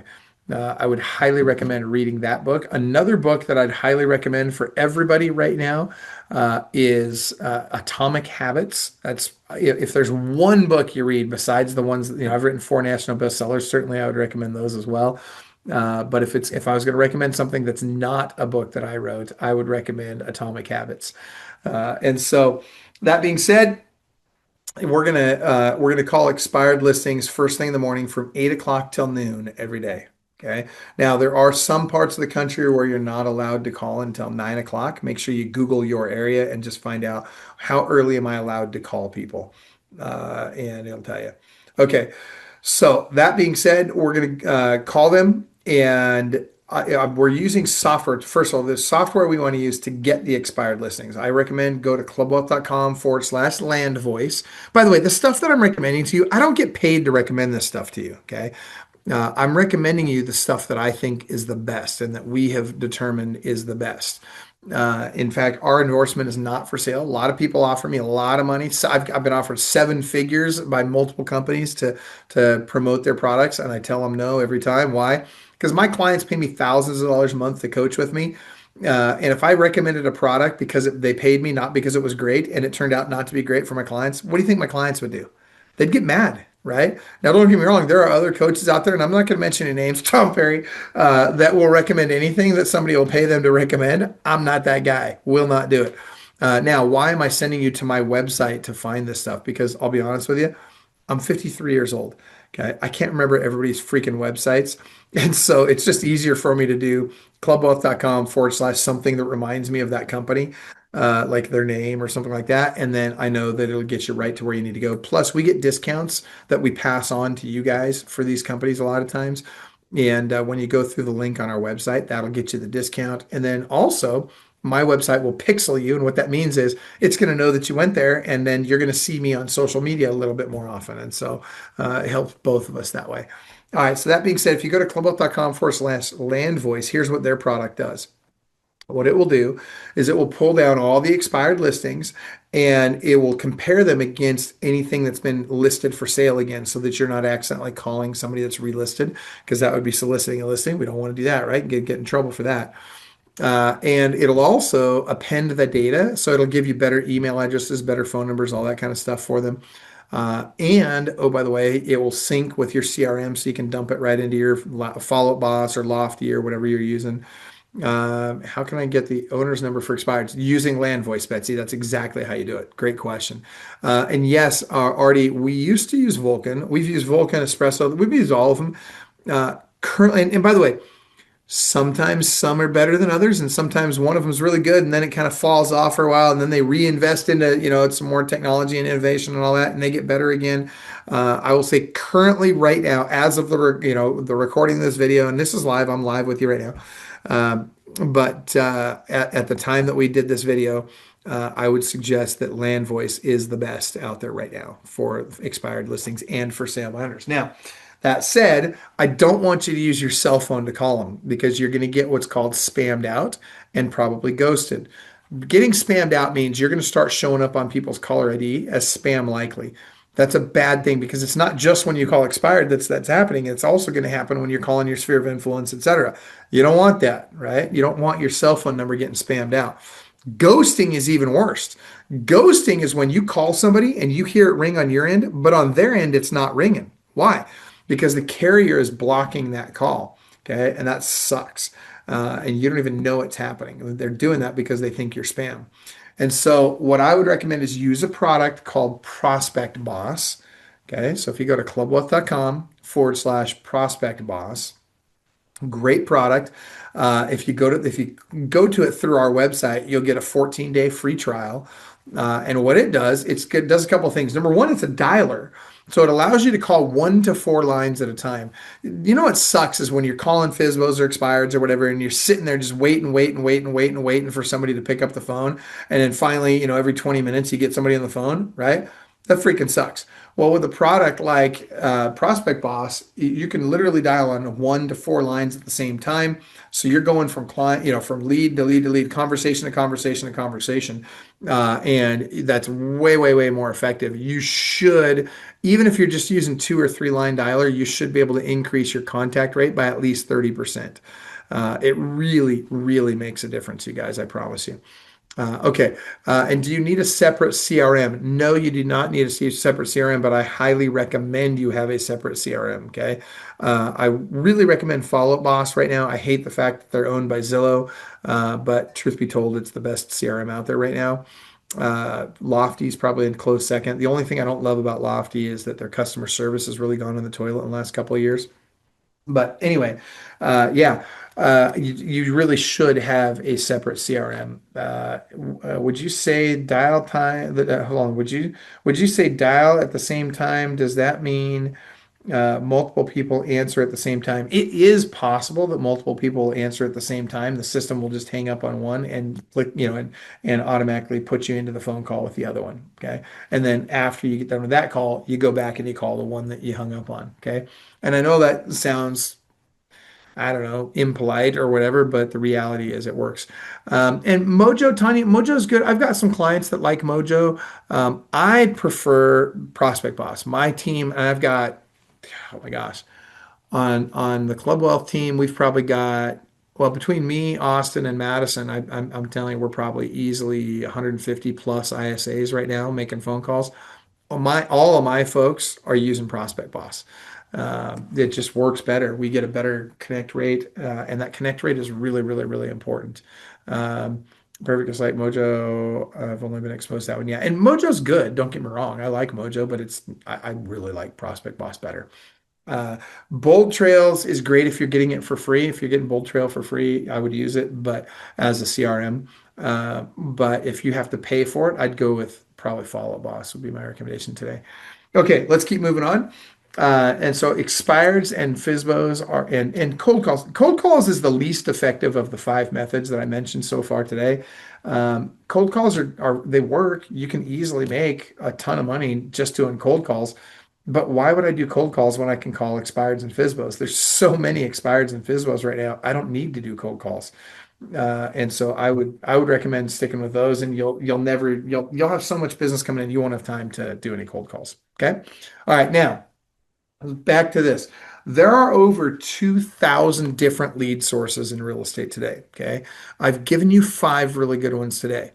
I'm going to continue to give you some more, and I'm going to teach you follow up in a second here. But before I do, I don't have time to teach you all of the different lead sources in real estate. And again, a lot of them are free. A lot of them are like referral based lead sources where, you don't pay anything unless you close a deal and then you pay a referral fee at closing, that sort of thing. But here's what I'm going to do. I'm going to give you a list of 17 of my favorite lead sources. And here's how you're going to get it. And Camille will put this in the chat, but I want you to send a text to 727-287-5993. Send the words Club Wealth, capital C, capital W, Club Wealth. Okay. Send the words Club Wealth to 727-287-5993. Do that right now, and I'll actually give you 31 of my favorite lead sources. If you wait till we're done today, I'll still give you 17. Okay. But guys, I'll tell you right now, big deal. Okay. That's money right there. Okay. Send that. We'll send you the list. I will also send you a link, and you can get the free trial for the 14-day free trial to Follow Boss. Or sorry, not Follow Boss, to Prospect Boss. Okay, any questions on this before I move on to the next piece? Okay, I want to talk to you about lead follow-up. Okay, so everybody thinks they have a lead generation problem. I'm telling you right now, guys, your biggest problem is lead follow-up. Okay, if you were following up with your leads properly and you were utilizing those leads the way you should, you'd be closing a ton of business. Okay, so there's two keys to lead follow-up. Number one is speed to lead. How fast do I get to my leads? Number two is tenacity of follow-up. Okay. Speed to lead and tenacity of follow-up. Both of these are mission critical. I've got to get to them within 30 seconds, and I've got to follow up on, there's 7 ways we follow up, and there is a schedule with which we follow up. So I'm going to give it all to you right now. Write this down. Here's the 7 ways we follow up: phone, text, email, video text, video email, phone, text, email, video text, video email, phone, text, email, video text, video email. There's 5. And Camille's typing this into the chat as well. All right. And then number 6 is we're going to use AI. And I'll tell you about that in a second. And then number 7 is Facebook stalking. Okay. Now let me give you number 6 really quick. So AI. There's 2 different AI products that we recommend. One of them is too expensive for most of the people on the call today. Okay, one of them is going to be $3,500 a month to use it properly. It's called Ylopo. It's a great product. It's just very expensive. Okay. Now the other one is a lot more affordable. We really love it. It's only $400 a month. If you're using, I should say, when those of you that are going to use Madison as one of your preferred lenders, if you're actually sending her at backs on a regular basis, then what she will do is she'll pay for half of it. So now it's only $197 a month. And here's what it does. It'll sync up with any CRM that you're using, right? So it works really well for that. When a new lead comes in, it will literally automatically text message that lead as if it's your assistant, and it's using AI. And this AI is way better than you sending a text. I'm telling, I've seen some of your texts. Believe me, like guys, we suck at text. Let's be real. But guess what? This AI is really good at text, and they cannot tell the difference. They can't tell that it's not a real person. I mean, it'll show empathy. It's crazy. Like it's insane how good the text AI has gotten today. And so what it does is it buys you time. It'll have a conversation with them. It'll kind of, buy you some time so that you can get back to calling that lead. Now, that said, it also comes with Follow Up Boss for free. So if you're paying for Follow Up Boss right now, you could get it for free by using Black Hat, which is awesome. But at the end of the day, it is a great AI tool. Now, if you're using Madison as one of your preferred lenders, she'll not only pay for half of it, but she'll even let you use her her ISA team. So she has live callers, ISAs, that will literally call your leads, get them on the phone, and then warm transfer them to you. And if you don't answer the phone for some reason, they'll just set an appointment for you. Super straightforward. By the way, if you're getting, I want to know how many of you are getting internet leads right now. Type in yes if you are, no if you're not. Internet leads. How many of you are getting internet leads? Just yes, I am. No, I'm not. Okay. Oh, I got no, no, no. Ooh, lots of no's. Okay. Anybody else?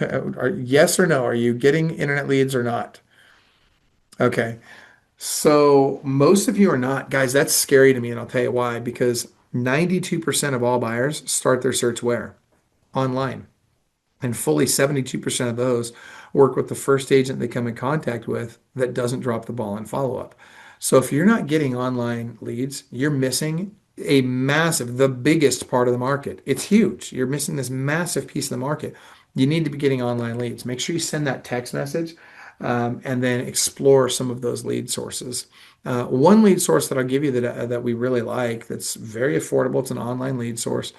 If you go to leadslikecandy.com, LeadsLikeCandy, leadslikecandy.com. Great lead source, okay? All right, so that being said, Black Hat is fantastic. If you guys are interested in learning more about that Black Hat AI, type Black Hat. That's BLACKHAT. Type that into your chat with your phone number, and I'll make sure somebody reaches out to you about that. Clubwealth. Or sorry, just go to or type in Black Hat, BLACKHAT, in the chat with your phone number, and I'll have them reach out to you about that one. But guys, I will tell you this: that technology, it's phenomenal, and I'm telling you, we our clients use it all the time. It is fantastic. And here's the thing, you can't get somebody else to call your leads, to have an ISA team calling your leads. You can't even get that service for $197 a month. Plus it comes with Follow Boss for free. So if you don't have a CRM or if you're already paying for Follow Boss, all of a sudden now you get a free CRM. It's the best CRM on the planet, all for $197. That's a great deal. All right. That said, let's move on to Facebook stalking. Now, everybody thinks I'm joking when I share this one, but guys, this is such a valuable tool. If I'm having a hard time getting a hold of somebody, what I will do is I'll go to Facebook and I'll send them a direct message. Now, they're not going to see it. It's going to go into their filtered messages, okay?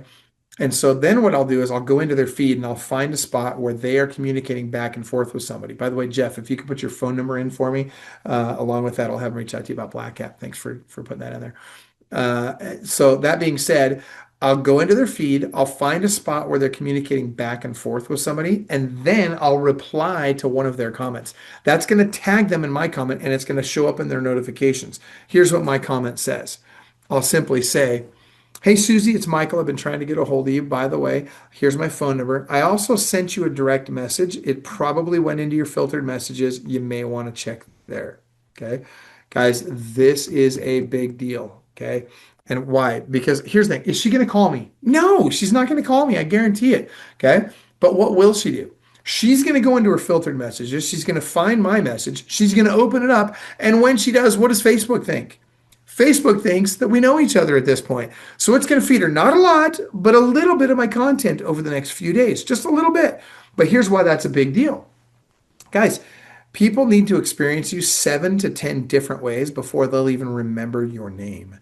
And we just got 5 or 6 of those touches for free using Facebook stalking. Guys, it's really that simple. Okay. I'm not kidding you. It really is that simple. All right. Jeff, I see, just as a reminder, I don't know if you heard me a second ago, but Jeff, make sure you put your phone number in there for us. Otherwise, they won't be able to reach out to you about Black Hat. So put that in there, put Black Hat and then your phone number, and then they'll reach out to you about that. Okay, now, those are the 7 ways. Let me give you the frequency with which we're going to follow up, okay? We're going to follow up in one of those 7 ways or more on the following schedule. Write this down. It's called the Club Wealth Rule of Three. Club Wealth Rule of Three. So we're going to reach out to them in one or more of those ways, 3 times a day for the first 3 days, 3 times a week for the next 3 weeks, 3 times a month for the next 3 months, 3 times a year for the next 3 years. I'll give it to you again. And look at that. Camille even put it into the chat for us. Thank you, Camille. 3 times a day for the first 3 days, 3 times a week for the next 3 weeks, 3 times a month for the next 3 months, 3 times a year for the next 3 years. Guys, this is a game changer. Okay. And I'm telling you right now, first of all, you're probably thinking, oh, but Michael, I'm going to upset some people if I follow up with them that much. Maybe, but guys, it's who cares? What did they think was going to happen when they filled out that website? Of course you're going to call them. They'd be mad if you didn't call them, okay? But I'm telling you right now, guys, you're gonna make a lot of money by following this cadence. Now, here's what it looks like in real life, okay? Lead comes in, what do I do? Call them immediately, right? Okay. What if they don't answer? What do I do? Anybody know? Nobody's typing any answers in. Call again. Already nailed it. It's called a double dial. Okay. So I'm going to call right back immediately. Okay. I don't wait. I hang up the phone, call them right back. Okay. That's called a double dial.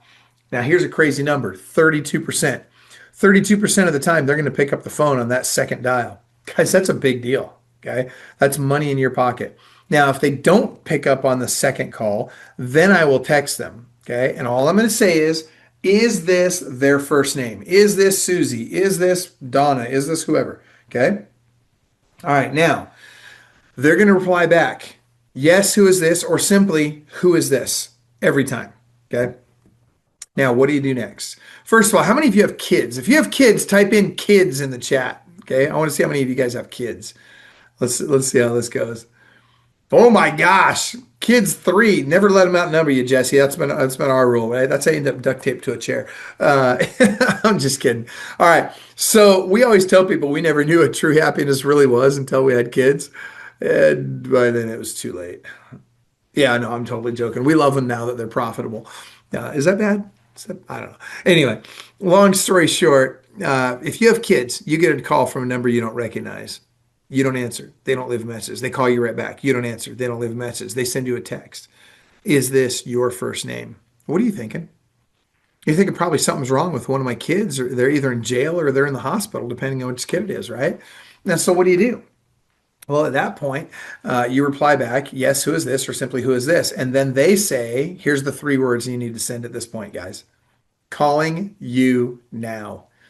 Calling you now. And here's what happens. Oh my gosh, guys, when you do this, first of all, Tanya, 6 kiddos. Oh my gosh, they make stuff for that. I'm just throwing that out there. Holy cow. Wow. All right. By the way, it says be fruitful and multiply and replenish the earth, not overpopulated. Holy cow, you overachiever. I'm just giving you a hard time. That's awesome. Good for you. 6 blessings. What a blessing. All right. That said, we're going to go and my pleasure. You bet. So I got to back up. Okay. So we've gone through this cadence, and when we send that last text message, calling you now, 82% of the time they'll pick up the phone. 82%. That's a crazy number. And you think about that, that is so much money in your pocket, you guys. So much money. Because now you don't have to follow up with them for freaking 6 months or 3 years to get them on the phone, right? It really matters. All right, now, that said, what is the goal when I get them on the phone? The goal is to set the appointment, and that is the only goal. Nothing else matters. Set the appointment. We need to get face to face with them, okay? Now, who knows better how to convert people from interested to consumers, right? So in other words, who knows better how to convert leads than real estate agents do? What industries? What do you guys think? I always hear, insurance or car sales or timeshares and stuff like that. Lenders are okay at it. But here's what I'll tell you. You know who's great at it? It's your drug dealer. What? First of all, relax. I'm a Mormon guy. I don't even drink coffee, let alone do drugs. But I want you to think about this. What does a drug dealer know about lead conversion that real estate agents don't? Can anybody guess?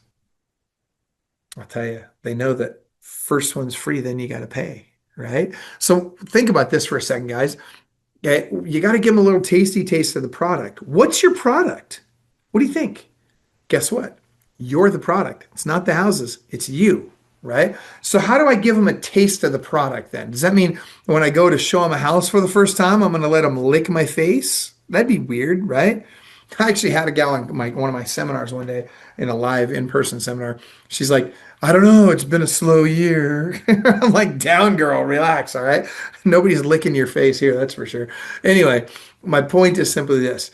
To get them that little taste, that means you got to get face to face with them, okay? Because watch this. All of us, I guarantee all of you sell better face to face than you do over the phone, right? So the goal is get face to face with them, all right? Now, before I go out and waste time showing anybody a bunch of houses, I want to get them pre-qualified or pre-approved first, right? Wrong. That's sales prevention 101. And I see it happen all the time where agents will go out and they'll try and get them pre-qualified or pre-approved. And what happens is you're pushing people away. First of all, because most agents are trying to require it and they'll say something stupid like, oh, the seller requires it. First of all, no, they don't. You and I both know that. And by the way, so does the consumer.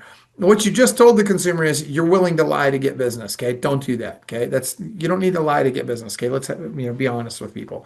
Now that being said, uh, if we want to get them to want to talk to our lender, okay, and it's not hard to do. I'm going to give you a script. I want you all to write this script down.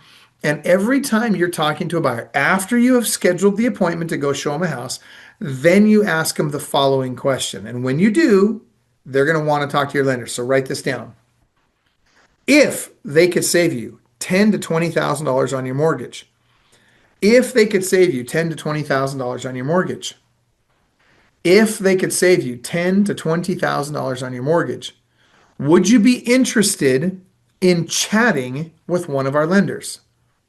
I'll give it to you again. If they could save you $10,000 to $20,000 on your mortgage, would you be interested in chatting with one of our lenders? And actually, Camille, you got every word in there right except for just before it says one of our lenders. Instead of the word to, it should be with. Would you be interested in chatting with one of our lenders? So Camille, there, look at that. She already fixed it. Dude, you're so fast. You're awesome, Camille. Thank you for that. All right. So if they could save you $10,000 to $20,000 on your mortgage, would you be interested in chatting with one of our lenders? Everybody says yes. And when they say yes, what do? You're not going to give them your lender's number. They won't call them.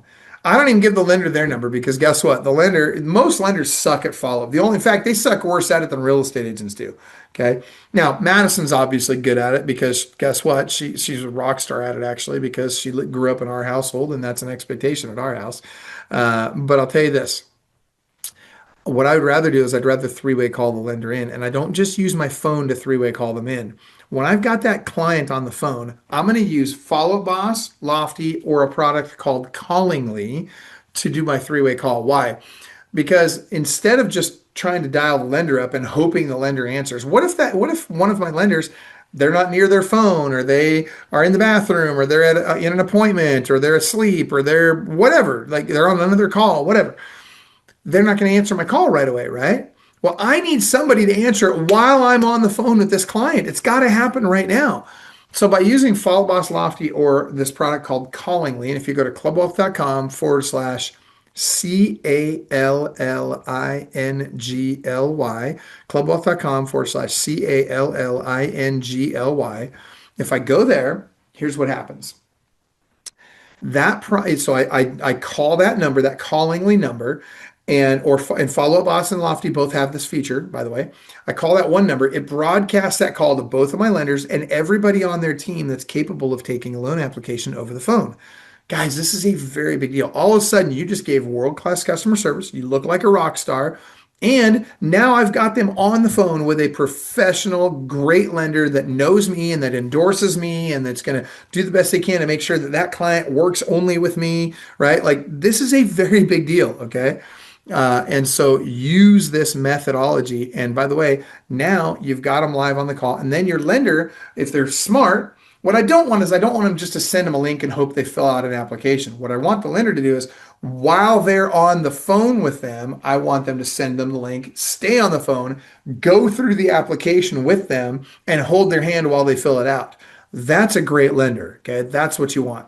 All right. And then Artie's asking a question. Artie says, so if I'm correct, if someone wants to see a home prior to being pre-approved, we show them to, I guess, build a relationship and then reach out to our lender. So sort of, Artie. So first of all, I'm going to strive to three-way call my lender in while I'm on that initial call with the buyer. So again, so here's the process. I get my lead, this potential buyer, on the phone. Once I've got them on the phone, I schedule a time to go show them a house or houses. Okay. Then, while I still have them on the phone, I'm going to ask them if they could save you $10,000 to $20,000 on your mortgage. Would you be interested in chatting with one of our lenders? To which they're going to say yes. And I say, fantastic. Let me get them on the line. Hold on one second. And then you three-way call, through Follow Up Boss, Lofty, or Callingly through one of those products. You're going to three-way call, and it's going to broadcast it out to both your lenders, everybody on their team. First one to pick it up is live with you and the client. Boom, done. You're off to the races. Now, if for some crazy reason you're not able to get a lender on the phone, I'm still going to go to that appointment, even if I can't get them talking to them, right? And why? Because worst case scenario, if I go out there, I show my house and they don't qualify, they're going to qualify eventually. We'll get them qualified eventually. And even if we can never get them qualified, at least I've now cultivated a referral source because I treated them with dignity and respect that nobody else would, right? So very big deal here, okay? Like, again, it's doing to others as you would have others doing to you, right? When you give it out in slices, it comes back in loaves. Just take care of people. We're in a service business. Serve people, okay? All right, that said, that's a very big deal. Now, here's what I want to do. So there's a couple of scripts that I recommend, okay? I want you to write these scripts down, okay? I'm going to go very quickly through this, and then I'm going to talk to you about a shortcut to making a ton of money. And when I share the shortcut with you, I'm going to show you how real estate is changing, and it's going to forever change. And Camille, I'm not ready for you to put it on the screen yet, but get ready to put the last slide of my presentation up. I'm going to show them that one in just a minute, but don't do it yet. All right, now. These are the three scripts I want you to write down. First of all, when I'm following up with people, the only script you need to use is, and don't ask them, are you ready to buy yet? Are you ready to sell yet? Okay, you've already been following up with them. They know who you are, right? So for those kind of people, I'm just going to say, I just want to make sure I'm not dropping the ball on my end. I just want to make sure I'm not dropping the ball on my end. I just want to make sure I'm not dropping the ball on my end. Camille just put that in the chat. You can copy that from the chat if you'd like. Okay, very straightforward script, works very, very, very well. Okay, now the next one that I want to use is when I'm out showing a buyer houses. Okay, every time I show a buyer a house, I'm going to use the following script. And if I show them 4 houses today, they're going to hear me say this 4 times today. There's 3 questions on every showing. Okay, question number 1: on a scale of 1 to 10, how would you rate this house? On a scale of 1 to 10, how would you rate this house? Now, if they come back and they say 4, then question number 2 is, wow, fantastic. Why would you rate it so high? Now, I know what you're thinking, but Michael, they only rated it a 4. Why wouldn't I say, why did you rate it so low? Because if I say, well, wow, why did you rate it so low? What are they going to do? They're going to tell me all the bad stuff about the house, right? I want to get them talking good about the house. And so if I say, wow, that's great. Why would you rate it so high? Then what do? They start telling me all the stuff they like about the house. I've got them in a positive mindset. And whether they buy this house or not, I want my interactions with these guys to be positive, okay? This is a very, very, very big deal. All right, so question number 2 is, scale of 1 to 10, how would you rate this house? Or sorry, that's question number 1. Question number 2 is, why would you rate it so high? And then question number 3 is, at what price would this be a great deal for you? At what price would this be a great deal for you? At what price would this be a great deal for you? Now, if I'm showing a $500,000 house and they say $250,000, what do? You freaking write it up for $250,000, okay? No, that's not the right one, Camille. I think you've got the wrong presentation. I need the Place Space Home Exa slide if you can get that one teed up. Message Tara, she'll get that to you real quick. Otherwise, I can pull it up on my computer. Oh, you got it. Okay, perfect. Okay, good. Yeah, you've got the older version of that presentation, I think. Hopefully you've got the slide that I'm looking for. Just double check to make sure you got that. And if you don't, it's not a big deal. I'll use mine. Okay, so guys, so here's the deal. The next one, the third script I'm going to use. So let me back up. So on this whole, at what price would this be a great deal for you? If they come in at 50% of value, guys, you got to show them you're on their side. So I would rather write it up for 250 and have them not get it than say, ha ha ha, they're never going to take that. And in the back of their mind, they're saying, ha ha ha, screw you. I'm going to go find an agent that will represent me, right? So it's very important that we clearly show the client that we're on their side and we're willing to do whatever it takes for them, whether it's in our best interest or not. Okay, really important. Now let's talk about listings. Okay, guys, I'm going to give you a script I want you to use on your listings, and it's super easy and it's super important. And I'll tell you, as far as I know, how many hours? Type into your chat. How many hours does it take to be an expert at something? Okay, everybody type into your chat. Do you know how many hours it takes to be an expert at something? Yeah, look at that. It's 10,000 hours. Now, as far as I know, I'm the only person on the planet that can actually say they are an expert at listing houses. And I say this because I've literally been on over 10,000 listing appointments sitting across from mom and pop. Guys, that's a lot of listing appointments. Okay. It took me a long time to do it. But guys, I was going on 6 to 8 appointments a day, 5 days a week, for 20 years. And so do the math. It's a lot of freaking appointments, and it's over 10,000. And I'll tell you, I learned a lot on those appointments, and I learned what not to do, and I learned what to do. And I'm going to show you how to get the listing 93% of the time today. Okay. So first and foremost, stop using electronic gadgets on your listing appointments. Now, let me show you what I mean by that. Okay. Here's the problem that most people have. Most real estate agents are making this mistake. There. Watch this. We know that we have $12,000 to $25,000 on the line. If I don't get this listing, I'm going to lose $12,000 to $25,000. And watch this. If you don't get the listing on the first appointment, you're probably not going to get it. The chances of getting it subsequent to the first appointment plummet. Okay. So we've got to be getting these listings on the first appointment. So a couple of things. Number one, don't use electronic gadgets on your appointment. What happens if I'm walking into the appointment, I drop my iPad and it breaks? Well, guess what? I just lost 12 to 25 grand because of a stupid iPad, right? What if the battery dies, operating system crashes, or heaven forbid they don't have internet? I just lost 12 to $25,000. Makes no sense, right? Why would I risk that on a piece of electronics? So every listing appointment we only do with pen and paper. This is mission critical, okay? Now, I use 4 blue ink pens and 1 red ink pen on every appointment, okay?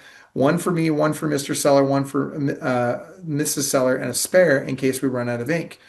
Okay, that saves me 8 minutes on every appointment. Look, if you guys want to make your average sales price, or let's say you want to list 5 homes in the, or sorry, you want to list 3 homes in the next 30 days. You want to have the easiest way to do it?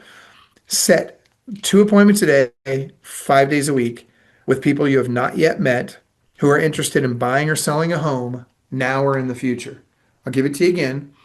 2 appointments a day, 5 days a week, with people you have not yet met who are interested in buying or selling a home now or in the future. Okay. That right there is easily whatever your average sales price is in annual gross commission income if you just do it all year long. Okay. Now that's 10 appointments a week. If I use my blue pen on each of those appointments, that saves me 8 minutes per appointment. That's 80 minutes a week I save, right? In those 80 minutes a week, that's an hour and 20 minutes. If I just use that time to make follow-up calls, I can literally set 1 extra appointment a week. That's 4 extra appointments a month. If I suck at this, I'm going to list 2 of them. And if I suck at selling them, I'm going to sell 1 of them. That means I just made 12 to 25,000 extra dollars every single month by using 4 blue ink pens. And by the way, how many different ways do you think we have that we can make you more efficient without having to work more hours, just getting more efficient with the hours that you're working, and you can make a ton of extra money? Guys, we have all kinds of ways we can do this. Here's another one. This was a huge one. The red pen. Why do I use the red pen? Because I use a 44-point listing appointment checklist, okay? And here's what happens. On this checklist, literally, as I'm going through my checklist, if I'm sitting there with Mr. and Mrs. Seller and they give me an objection I haven't heard before, or I think of something I should say or should have said, right? I'll grab my red pen, I'll jot a little quick couple of words down in red ink. that will trigger me next time to remember. And then when I hand this off to my assistant, she knows anything that she sees in red, change all future checklists to include that item. This is brilliant, guys. I'm telling you right now, this pen makes me millions and millions of dollars. Can you imagine how good if you just did this on 5 or 10 listing appointments? Can you imagine how much better your listing appointment would get? What if you did it on 20, 30, 100, 1,000, or how about 10,000 listing appointments like I have? Guys, it really matters. It makes a big difference. Okay. All right. So that's a big one. So I want you to memorize those scripts that I gave you. I want you to use the red and blue pens, and then on your listing appointments, when you're ready to get Mrs. Seller to sign. And by the way, we always talk to her, not him. Why? She's in charge. I got news for you. She wants the most amount of money in the least amount of time with the least amount of headache. You know what he wants? You gone. That's it, right? So we're always going to be talking to her. Very important, okay? Oh, look at this. Tanya's like, what about the checklist? Sounds like you want a copy of my checklist, huh? All right. I'll tell you what. If you type in 44-point checklist and give me your email address in the chat, then I will have my team reach out and they'll send you a copy of the checklist, okay? For free. You don't have to pay me anything for it. I'm happy to give it to you. So just put your 44-point checklist and then your email address, and we'll get it sent over to you. Okay. All right. Now check this out. So, is that, I see Z Team. Is that Mark Zoeda's team or Jesse Zagorski's team? I'm trying to figure out who Z Team is there. I saw that email address. So good stuff, guys. We'll get that over to you, all you guys. Now, when I'm ready to get her to sign, I look Mrs. Seller now. I want you guys to look in at the camera right now. Okay, you have or at the screen. You have to see my face when I do this. Okay, this is really important. Okay, so I'm going to look Mrs. Seller in the eye and I'm going to ask her. So I've gone through my checklist and I say, Mrs. Seller, are there any other questions before we get started on the paperwork? No? Fantastic. Here's the property disclosure form. That's how I close every single time. Guys, I'm telling you right now, game over, money in your pocket. That's going to do it for you, I promise. Okay, now notice I shook my head back and forth over and over again until she said yes, right? Or she said no. Guys, if you want to get a no, shake your head back and forth. If you want to get a yes, nod your head up and down. This is a neuro-linguistic programming technique. It's really easy to learn, really easy to implement. And by the way, it works really, really well. All right, now, that said, before I go deeper on this, and I promise I'm going to teach you this last thing. Okay, this is really important. I'm going to teach you this, but before I do, I want to tell you really quick about a couple of things that we have coming up, and then I'm going to teach you. Let me think about this. Should I do this first or should I do this after? Tell you what I'll do first. I'm going to tell you what's changing in real estate first, and then I'm going to tell you about an event we have coming up, and then I'm going to teach you this. So I'm going to go fast, okay? So Camila, could you throw that slide up there? Guys, I want to show you the fastest way to get business right now, and especially if you don't have a lot. Yeah, that's the right one. Thank you, Camille. That's perfect. All right, so check this out. The industry's changing right now. Okay, this is something you guys need to understand, and you guys need to be exploring. Whether you're a solo agent or a team leader, whether you're planning on growing big or you just want to kind of keep it small, you need to understand what's changing. And I'm telling you right now, there's coming a time where you guys are going to make a lot more money, and it's already starting to happen. And you guys don't even realize it because your local brokers aren't telling you this. I'm like, guys, this is the big secret nobody wants you to know about. All right, so there's all these what are called platform teams out there. Okay, we're talking about companies like Place, Space, Homexa, JMG, you got Reside. There's all kinds of them out there, right? All right. And here's what they have in common. So they're all big. Think of it like a big nationwide team that markets and brands you. So your local teams, right? They're going to brand the team. And that's smart because that's going to help them with lead generation, get you more leads that you can call, that sort of thing, right? But these national teams, they don't brand the national team. They brand you. And they're not really a team. Well, some of them are structured more like a team, but they're really kind of more of a platform. And so what this means is that you get to be the brand. In other words, if you ever leave, you get to take your brand with you, right? So you own that brand identity, if you will. Now they do all of your, if you look at your screen there on the left-hand side, you can see where it says the TCLCHR, right? So they're doing all your transaction coordination, listing coordination, HR, hiring, onboarding. They do all of that for you. They provide you with all your technology, your CRM, your analytics, your back office, automation, all of that. They're paying for all that, so you don't even have to pay for it. They provide you with all or most of your training and coaching. I know this sounds weird coming from a coaching company, but I'll tell you, some of them subsidize your coaching with us. I'll give you a great example, Homexa. If you're with Homexa, then they will pay for your group coaching with us. If you're in one-on-one coaching with us, they will pay for half of it. Why would they do that?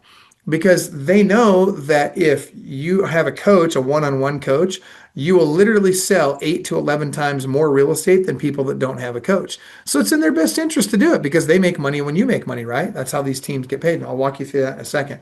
Or I should say these platforms. Now, here's the thing. They focus on agent freedom, tools, and upside without the leadership burden. Okay, this is a big deal. So in other words, think about this. What if you could build a team without having to do all the crappy stuff on the back end that is required to build a team, right? Without having to put up all the money and have to deal with all the hiring, training, onboarding, all the drama, all the marketing, all the stuff that's involved. Instead, if you could just literally do your own production and recruit and get paid, wouldn't that be easier? And now you can grow a big, I'm telling you, like this is huge. Now, here's the thing. I'm telling you guys, there is coming a time and it's quickly approaching. Remember how we just went through the settlement, right? This NAR settlement, and everybody said, oh, commissions are going to get driven down. I was saying forever the opposite. I said, no, commissions are going to go up, right? And guess what happened? Commissions have come up a lot. I mean, a lot. And so I'm telling you, the next thing that's happening right now is these platform teams and they're taking over. And now what you're going to see is the amount of money you make as part of an organization like this is going to go up. What do I mean by that? You're going to make 90, 90, 95, 98, 100, maybe even 102% of the commission. Well, how is that possible? Because they're going to require vendor loyalty. In other words, they're going to require you to refer your people to their lenders, their mortgage, their title, their escrow, their home warranty, their whatever, all this other stuff, right? Because they understand the most expensive thing in real estate is the cost of client acquisition. But once you've got the client, you can sell them all this other stuff. So they're going to sell all this other stuff to them. They don't need to make as much on the real estate commission itself. Guys, this is a very big deal for you. You need to understand this because when you understand it, you can leverage it and you can get them paying you more money. Okay. And that's a major shift we're seeing in the marketplace right now. It's a very big deal. Now, who are these people looking for? Go to the right-hand side of your screen there where it says ideal clients. They're looking for teams that want to scale quickly without building all the infrastructure and all that stuff, right? They want team leaders that want to offload operations, billing, marketing, et cetera. And they're looking for solo agents, which I'm guessing most of you are solo agents, right? So they're looking for people just like you who want a 100% done for you platform. Now, what does that mean? I want you to tell me this. Type into your chat. Actually, you don't even need to type it in your chat. I already know the answer, but I'm going to tell you this. Wouldn't it be amazing if you could just wake up in the morning, jump on a Zoom call. Somebody on the Zoom call tells you, hey, we've got an appointment here, here, here, and here for you. You got 4 appointments for you today. The listing packets are in your inbox. Go ahead and just print those out. Go on the appointments, get them signed, bring it back, hand it off to somebody else on the team, and then do the same thing tomorrow. And that was your day every day. Could you imagine how much more money you'd make? And how much easier? And you don't have to do all the other stuff. All you gotta do is go on appointments and get stuff signed. Guys, this is what these companies have figured out. And this is the shift in the market that nobody's paying attention to. And I'm telling you, it is changing how real estate is done today. It is a very big deal. And it's what it really means is that people like you are going to make a lot more dollars per hour worked. That is a very, very important number because we all have the same amount of time in the day, right? So let me tell you about a couple of these companies just really quick. Okay, so you've got Place is one of them. Okay, they were the second one to come out with this idea. There was another company that came out with it slightly before them that didn't execute on it very well. But then comes Ben Keeney. I noticed we had somebody from Keller Williams on the call today. You probably know Ben. Ben came up, he took this idea and refined it. And then he went out to Wall Street and he found Goldman Sachs. And Goldman Sachs says, hey, we love your idea. Tell you what we're going to do. We're going to invest $100 million in your business. Okay. Now, I would have told him no. Why? Because truth be told, I don't want to be beholden to Goldman Sachs, right? I don't want to have to make my decisions based on what's best for Goldman Sachs. I'd rather make it based on what's good for my agents and for my consumers. Now, that being said, something I do like about Place is that they allow you to remain with your current brokerage. So regardless of what company you're with, EXP, LPT, Rio, Keller Williams, doesn't matter. You can be at any company out there, stay with the company you're at, and still work with this Place platform, right? Great. Awesome. All right, now, uh, Space, another company similar to Place, a little bit different in that they're privately held, so they don't report to Wall Street. The downside to these guys is, well, let me back up. One of the upsides is that they're agent profit centered. I like that about them because they're not worried about Goldman making money. They're worried about you making money, right? So I do like that. But man, they'll work you hard. Okay, they're going to expect a lot out of you. Now, that said, something I'm not crazy about with them is they require you to move to LPT. Now, I noticed that somebody on the call here is with LPT. I'm not saying I don't like LPT. I love LPT. I think it's a great company. We're brokerage agnostic. We have coaches and clients at virtually every brokerage out there. Okay. That said, most people don't want to have to move their brokerage. And so by requiring a move to LPT, these guys have essentially cost themselves 60% of the recruiting opportunities. Okay. So it's slowing them down on recruiting a lot. Okay. So I'm not crazy about that. Now, something I'm not in love with both Place and Space is that they're more kind of conformity minded. So you got to kind of conform to their way of doing things. Now, I also like with companies like Place and Reside and some of these other companies, I'm also not crazy about this model where they require like they'll pay for half of your expenses and they take half of your profit. I'm not in love with that model. Okay. And so again, it creates kind of a conformity relationship. That being said, Homexa, let's talk about Homexa really quick. Love these guys. Okay. And I'll tell you why. They took the best of all these other platforms out there and they rolled it into one platform. So, number one, it's a privately held world class leadership team, right? So they don't have to report to Wall Street or anything like that. They allow you to remain with your current brokerage, right? Just like some of these other ones say, but you can stay at your current brokerage and still be working with the Homexa platform. They also are agent profit centered. However, they also understand the need to be family focused. Now, here's what this means.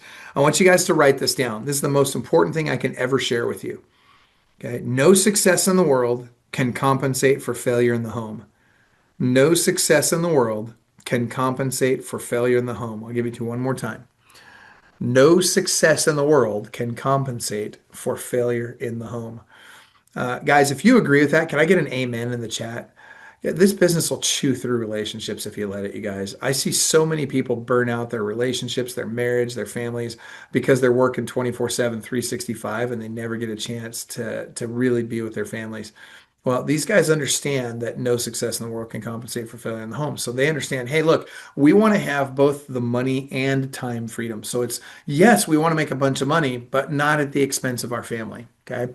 Now, two other things that are really different about these guys, these Homexa, that I really think that you guys need to check into these guys. I'm telling you right now, they are listing dominant. Okay. Now, even if you're a buyer agent, guys, you want to be with an organization that's listing heavy. Why? Because when you control the listings, you control the buyers. And instead of paying Zillow a 45% freaking referral fee to get that buyer, you got better buyers that are exclusive to you that are coming in that you don't have to pay a referral fee on when you own all the listings, right? And so these guys are really good. And by the way, if you are a listing agent, I'll tell you right now, I have seen brand new agents go join Homexa and in their first month list 6 houses at a 5% commission to the listing office. I'm not joking. Okay. I've seen this not just once, not just twice, a bunch of times. These guys have a lot of people doing that. I saw an agent that did 15 transactions all year last year, joined Homexa in December, first month, January, first month with Homexa. They penned at 11 deals. Guys, I'm telling you, like, it's awesome. Okay. So that said, they also have a robust, unlimited revenue share model. Now, I want you to understand what this means. Homexa, so first of all, if you're with an LPT or a Real or an EXP, you guys that are on RevShare, I love RevShare, by the way. If you're not with a RevShare model brokerage, you guys should look at one. I mean, I'm telling you guys, they're great. Now, what I will tell you is that these rev share model brokerages, they all have a cap, right? Keller Williams even has a cap, right? So the most you're going to pay Keller Williams in a year is $21,000. And then after that, you're just paying a transaction fee, right? With EXP, you're going to pay $16,000 tops and then just a little transaction fee. With LPT, you're going to be at $12,000. With Real, actually, I'm sorry, LPT has as low as $5,000. I think Real is at $12,000. But my point is that they all have caps, but they also offer what is called the revenue share model. And what this means is that instead of them going out and having recruiters to bring people into their company, they figured out that, hey, why don't we just incentivize the agents that are already here to bring other people in? And so they did. And what that looks like is they said, well, look, we'll just pay them for everybody they bring in on every deal that person does. And then if that person brings people in, we'll pay them on those and so forth, right? And they could go as far as 10 levels deep, right? Can you not hear me okay, Tanya? Can anybody, Camille, can you hear me okay? Camille, can everybody else hear me? Michael, I can hear you. You can hear me good. Okay, good, good, good. Okay, okay. For some reason, Tanya's went out for a second. Okay, good. Thank you for that, guys. Okay, so that being said, at these revenue share model brokerages, remember they've got a cap, and so there's only so much money that goes into the rev share pool every year. So if you've got a down, and they hate it when I say the word downline, but let's call it what it is, right? Don't be embarrassed about it. It is what it is. So if we've got a downline organization, right? People that we brought in and they've brought in and so forth, we're going to make about $500 to $800 per year per person in that organization or that downline. Okay. That's pretty consistent across the board with all of these companies we just talked about. Now, that's pretty good. And I'll tell you, it doesn't sound like a lot, but I got four buddies at one company. And these four happen to all be at EXP. Jay Kinder, Mike Reese, Albie Stasic, and Curtis Johnson. All four of those guys north of $4 million a year in rev share. That's a lot. And that's at $500 to $800 per person per year. I even know one guy, Brent Gove. Some of you guys probably know Brent, real good friend of mine, good guy. In fact, I'm speaking at his event here in a couple of weeks in Cabo. Actually, it's next week in Cabo, I believe. And Brent in downline rev share, I believe he did just over $12 million in his best year in rev share at $500 to $800 per person per year. Guys, that's really good money. Okay. So rev share works. That model is proven. Well, get this. The only platform on the planet that offers rev share currently is Homexa. And oh, by the way, here's how theirs works because there's no cap. Right? Because they're involved transaction. Janine, if you know those guys, tell them I said I'd ask them, say, hey, what do you think of this Hellickson guy? Is he for real? See what they say. They'll all say good things about me. They're good guys, really good guys, all of them. But that being said, so with Homexa, they don't have a cap, right? Because they're involved transactionally in every transaction you do. And so there's no limit to how much goes into the rev share. So they basically take 10% of every transaction goes into the rev share pool. Of that, half of that gets paid out first tier. So literally, let's say Janine brings Tanya in, right? So Janine brings Tanya into Homexa. Tanya does $150,000 in gross commission income that year. Janine, so 10% it goes into the rev share pool. Half of that gets paid out first tier. Janine just made $7,500 on Tanya. 1 year in just 1 year.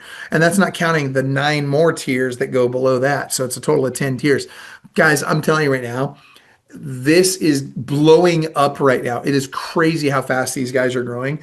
But here's the thing: whether you're thinking, "Wow, hey, I want to be a part of the Homexa platform," or I just want to learn about it. You guys, I'm telling you, type Homexa into the chat right now, and I'll have somebody from there reach out to you. Type that Homexa plus your phone number in there. I'll have them reach out and schedule a call for you. But I'm telling you, you should talk to those guys. You really should. Whether you're going to join them or emulate them, or if you just want to learn more about what's going on and how you could literally show up in the morning and have appointments already set for you, and you just go on the appointments, get the stuff signed, hand it off, and you do it again the next day. Guys, I'm telling you, if there's only one thing you do today, that's the thing you do. Get on a call with those guys. They are, by the way, the fastest growing platform on the planet right now, bar none. Nobody's even close. These guys are killing it. All right, that said, let me take a look at my time. I got to teach you this last thing. So if there's any questions, and you can get rid of that slide there. Thank you very much for that, Camille. All right, guys. So if you have any other questions for me, type it in the chat. But I want to teach you this last thing before we go. We're going to go over by about 5 minutes. Now, Camille, they don't, the coaches call, they don't need me on that call. And so I'm assuming that they're not using this chat or this Zoom link. Is that right? No, Michael. We're Okay, good. so we're good. Ron's on that call. I'm assuming he's taking care of the coach's call. Yes, we'll Okay. remind them. Thank Okay, you. good. Guys, let me tell you something. This piece right here that I'm going to teach you, you got to learn this. And again, those of you that are able or that have already, I will have Homexa reach out to you. And I say Camille is going to make sure they reach out to you. So get to all the stuff that you guys have asked for today. She's going to make sure you get it. But guys, I'm telling you right now, Homexa and these platforms, they're the future of real estate. They're already shifting the market so drastically. I'll give you one other example. Homexa. literally every week, they are setting right now, just on expired listings, their ISA team is setting over 125 appointments. And by the way, Terry, if you could put your phone number in there, I see that you typed in home exit, but I need your phone number so they can reach out to you. But check this out. They're setting over 125 expired listing appointments a week for their agents right now. That's not counting the appointments the agents are setting for themselves or any of the other types of appointments they're setting. That's just ISA set expired appointments, over 125 a week. Guys, if you can't succeed in an environment like that, heaven help you. By the way, those of you that are interested in learning more about coaching with us, I'm going to tell you this. I'm going to make you a deal today. We have a group coaching product. It's phenomenal. It's a live call every single week. You guys are all in tier one. It's a great entry level product. It's super affordable. It's normally 97 bucks a month. If you do it today, those of you that do it today, I'll give it to you for 77 bucks a month. You can cancel at any time. There's no long-term commitment. It's just month to month. And I'm telling you right now, guys, it is the best group coaching program on the planet. It's taught by Ron Anderson, who's the best coach on the planet. I'm telling you, the guy's he's amazing. He's my right hand. Uh, and he on these calls, it's every single week. It's an hour-long call every single week. You get all the archived calls. If you miss a call, you can watch the archived call. It's not a big deal. I would tell you this though, you want to be on the calls live because a lot of referrals go back and forth there. So those of you that would like to do our group coaching, if you want the $77 deal, you got to sign up for it while we're on this call. Okay. Otherwise, it's 97 bucks a month. And so if you go to clubwealth.com/group, clubwealth.com/group, if you do that right now while we're on the call, I'll give it to you for 77 bucks a month. And by the way, if in the first 30 days you don't absolutely love it, if you're not like, oh my gosh, this is the best thing ever in the first 30 days, let us know. I'll just give you your money back. No big deal, right? Why? Because I don't need to I don't need to lock you into something to get you to stay. We have the best retention rates in the industry. There's a reason for it. The reason why is because it works. What we're doing works. Now, if you guys would like a one-on-one coach, I don't have time to tell you about that right now. I got to teach you this, and then I want to be respectful of your time and let you go. But if you're interested in our one-on-one coaching program, I'm going to tell you this. It's not the cheapest program out there. We're $847 a month for tier one. I will tell you this, that you can cancel at any time with 60 days notice. And oh, by the way, every one of our coaches sells more real estate than the people they coach. So if you're in tier one, your coach is in tier two. If you're in tier two, your coach is in tier three, and so forth. We're the only coaching company that does that in real estate.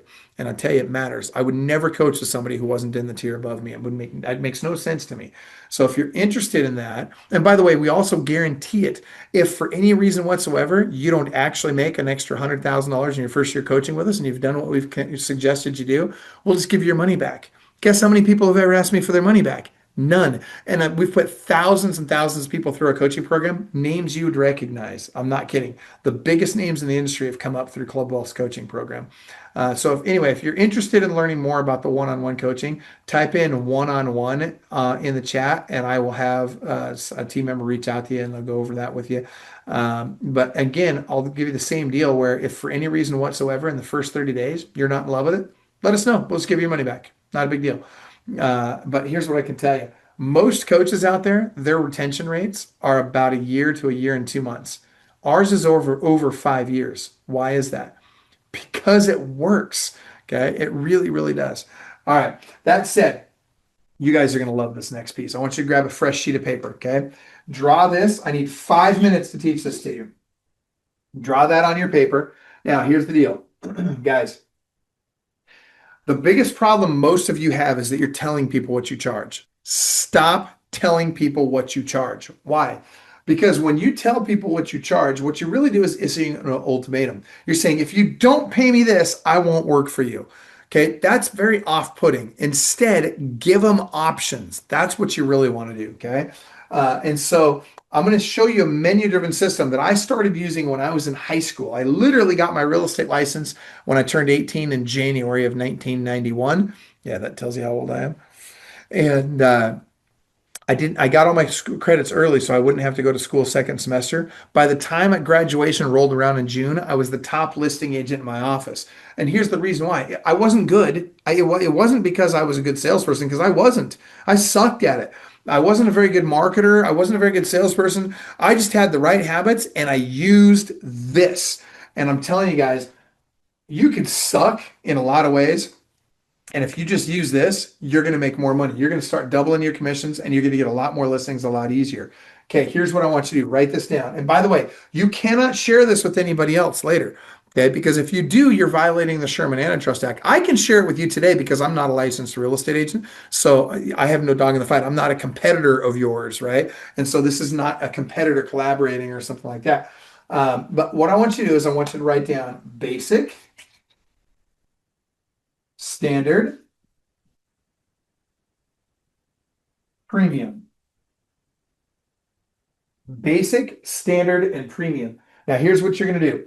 Above basic, I want you to write down what is the least amount of money you would ever charge. In other words, I'm not even putting your house on the MLS for less than that.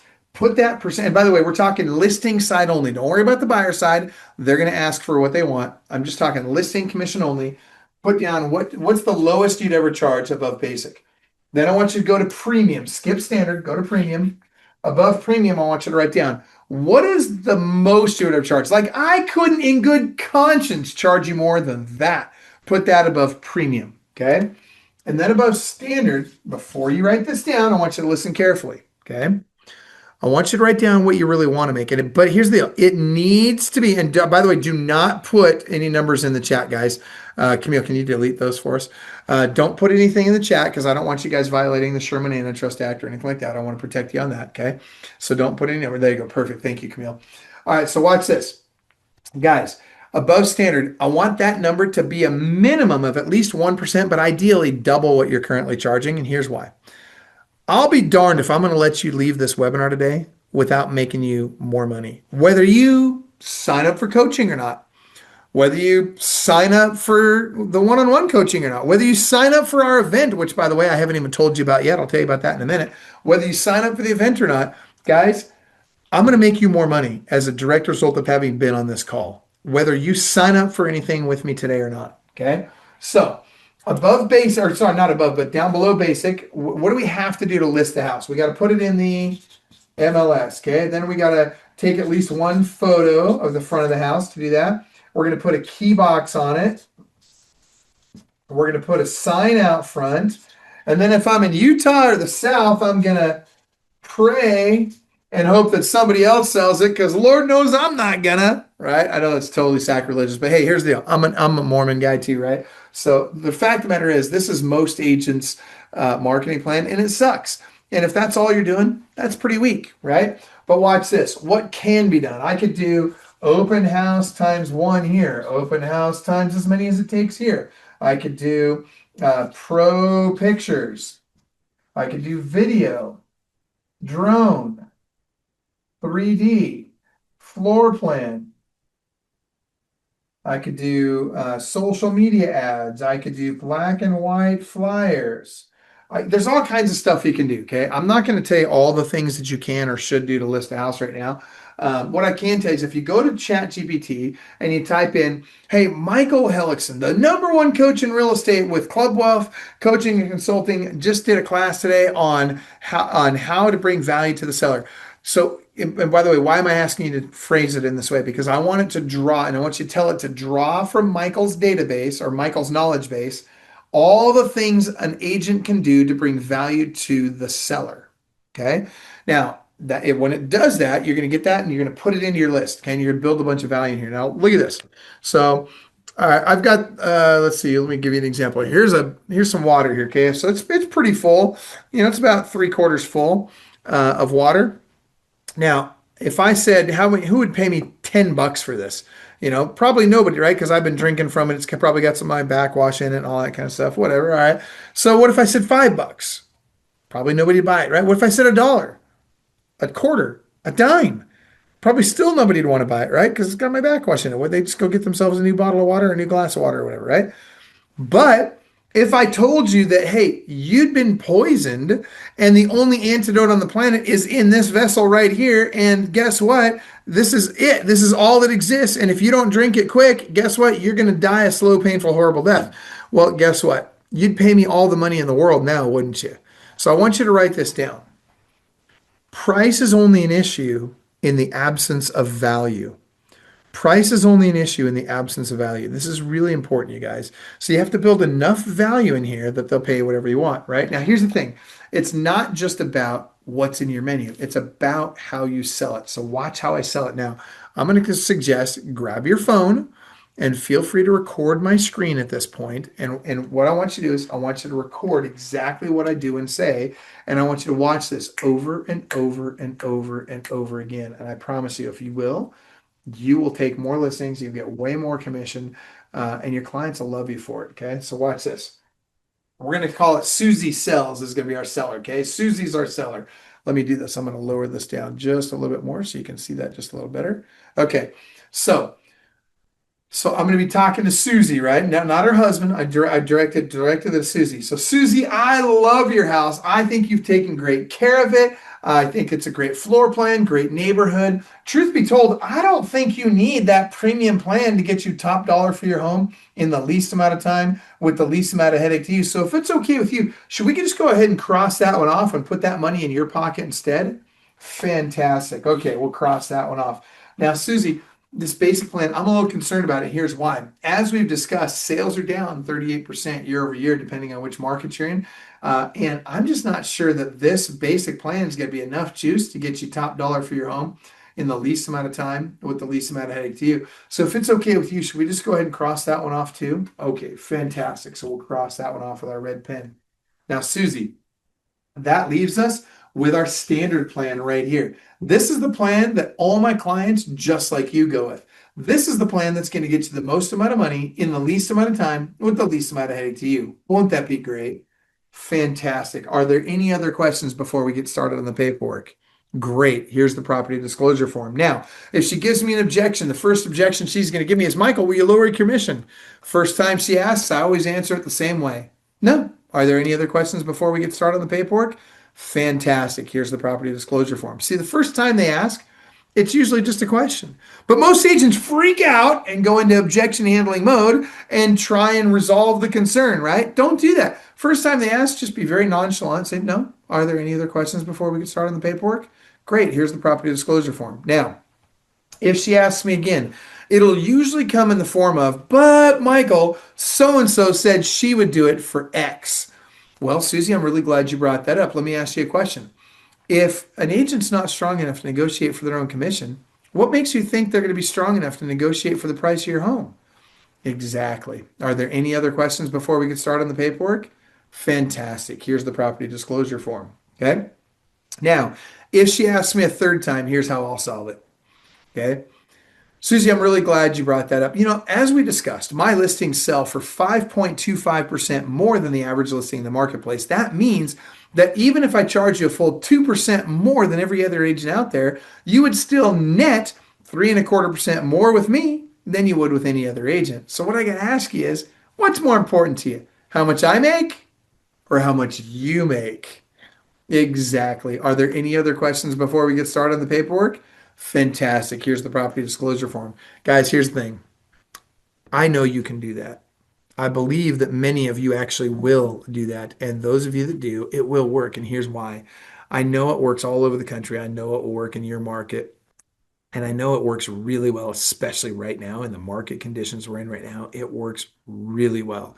So my challenge for you is go out there, watch that video over and over again, and then get out there and practice this on real people. Go on your next listing appointment. Use this menu-driven system. Go for the big bucks. Always go for the middle. And I'm telling you right now, you're going to list more homes with less hassle. Very, very, very, very simply. All right. Now, one last thing I want to share with you. We have an event coming up. I would love to invite you to our event. The event is called our Listing Agent Bootcamp. Now, it's not just for listing agents. It's for listing agents, buyer agents, solo agents, team leaders, broker owners, even for administrative assistants. Now, it's normally $997 to buy a ticket to the event. The event is in Nashville, Tennessee on April 21st and 22nd. If you go to our website right now to buy a ticket, it's $997. Here's the deal I will make you, though. Sign up for the event today, and I will let you have a ticket.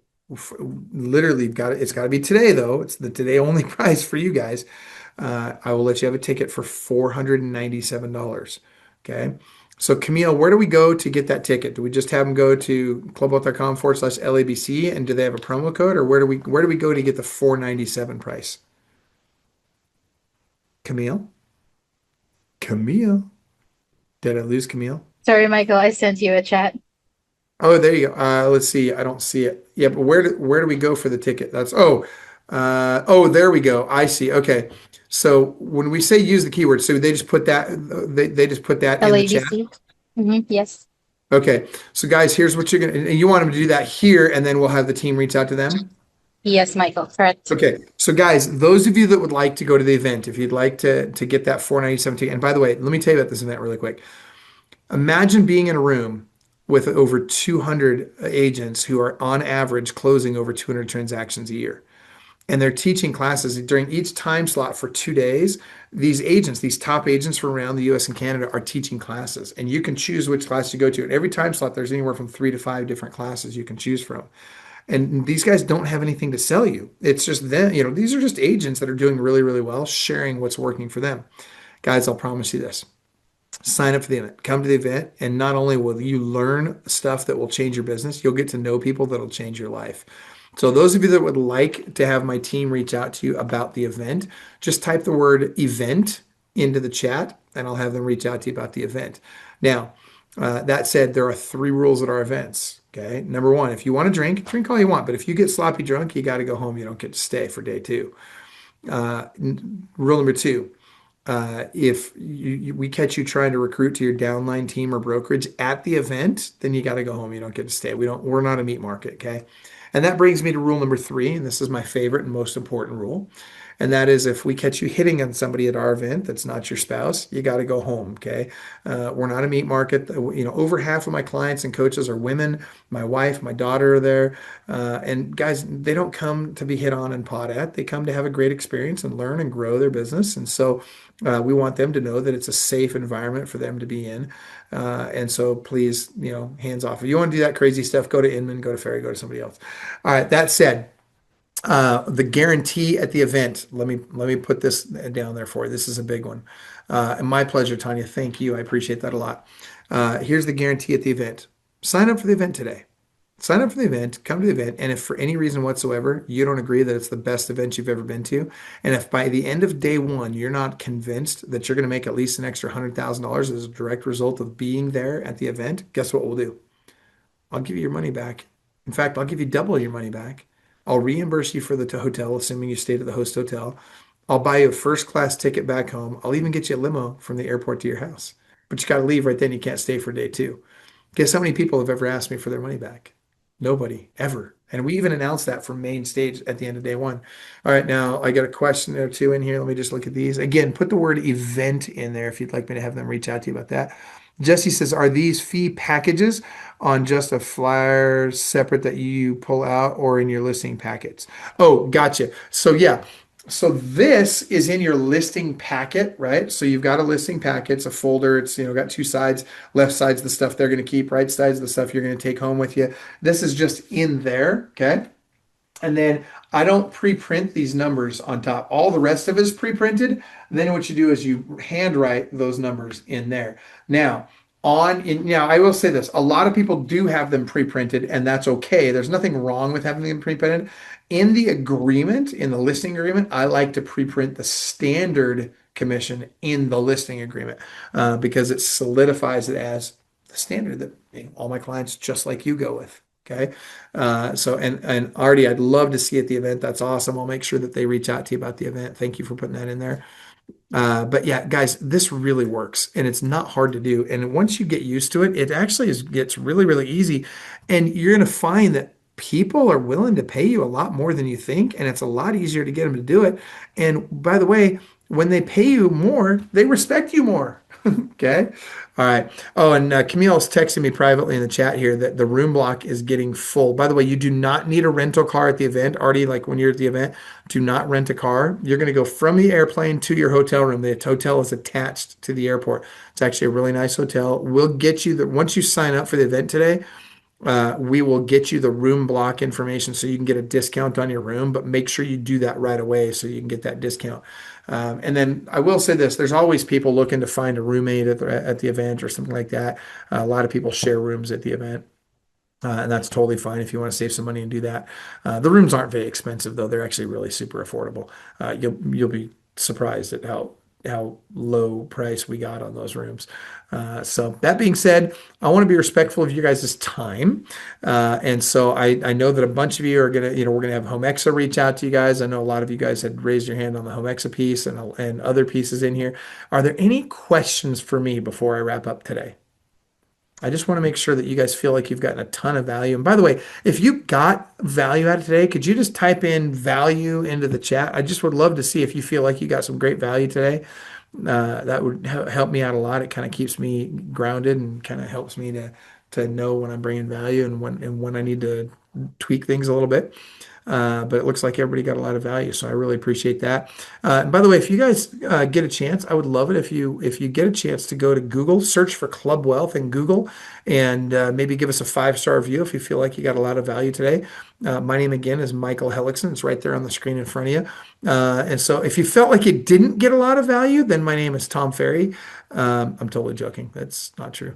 But guys, I really appreciate you being here. I hope you have an awesome day. And I hope you watch that video over and over again and start using that. I promise it will make a difference for you. Tanya says, what did you say to put in the chat? For the event, just type the word event. If you're interested in more, GPT for value. Oh, gotcha. I see what you're saying. Just ask it. Just say, hey, I was at this webinar that Michael Hellickson taught, and I want you to draw from his knowledge base and tell me all the things that an agent can do to bring value to the seller. Okay. That'd be perfect. In the first 15 minutes, you said something about webinars. Actually, those are live events, not webinars that we were talking about there, Jesse. I'm glad you brought that up. I was having technical problems and missed part of it. Okay, so essentially, I want you to do 3 live seminars a week. Okay, so a buyer on Tuesday, seller on Wednesday, investor on Thursday. And then you just do that. You bounce around from area to area in your state. And I'm telling you, it's a great way to build your database. Think about this. It's like if 10 people show up for my seller seminar, that's like me doing 10 listing appointments at the same time. It's really good. It's a great way to grow your business. And what ends up happening is you take the people from Tuesday and Wednesday, you push them to your investor class on Thursday, and now you get all those people buying 1 to 4 houses a year from you. Guys, I ended up, by doing these kinds of seminars, I ended up with, I think it was about 150 people that signed buyer agency agreements with me and that were part of, that's actually how Club Wealth started decades ago, these were actually investors of mine that were committing to only buying from me, and they were buying 1 to 4 houses a year. And can you imagine what that did for my business? It was huge. And you can do it too. And it's not that hard. And we can go deeper on that. When you're in coaching with us, we go deeper on that particular strategy, and we walk you through the steps to make that happen and how to ensure that they're not only buying houses, but that they're having success with it and all that good stuff. But guys, I'll tell you, it's great. And by the way, those are some of the people that refer you more people than anybody. Because what are you doing? You're changing their family's future. You're absolutely helping them build wealth. So it's a really big deal. Anyway, that said, hope you guys have an awesome day. I really appreciate you being on today. And I hope to get to see you at the event in Nashville in April 21st and 22nd. And if I don't, then I hope to see you at a half-day event someday near you. By the way, you're also welcome to go to clubwealth.com/events, EVENTS, and you will find where I'm doing upcoming events. And who knows, maybe there'll be one close to you soon. Anyway, hope you guys have a great day. We'll talk to you soon. Club Wealth is the only coaching company on the planet that will literally guarantee that you will double your income or make at least an extra $100,000 your first year coaching with us, or we will give you 100% of your investment back. Click the link below, sign up for the appropriate tier level, and let's get you a strategy session today. And I promise you, I 100% guarantee you, promise you that you will walk away with a heart full of gratitude for the time that we took for you, because you got so much value out of that call. Schedule your strategy session today. I promise you'll be glad you did.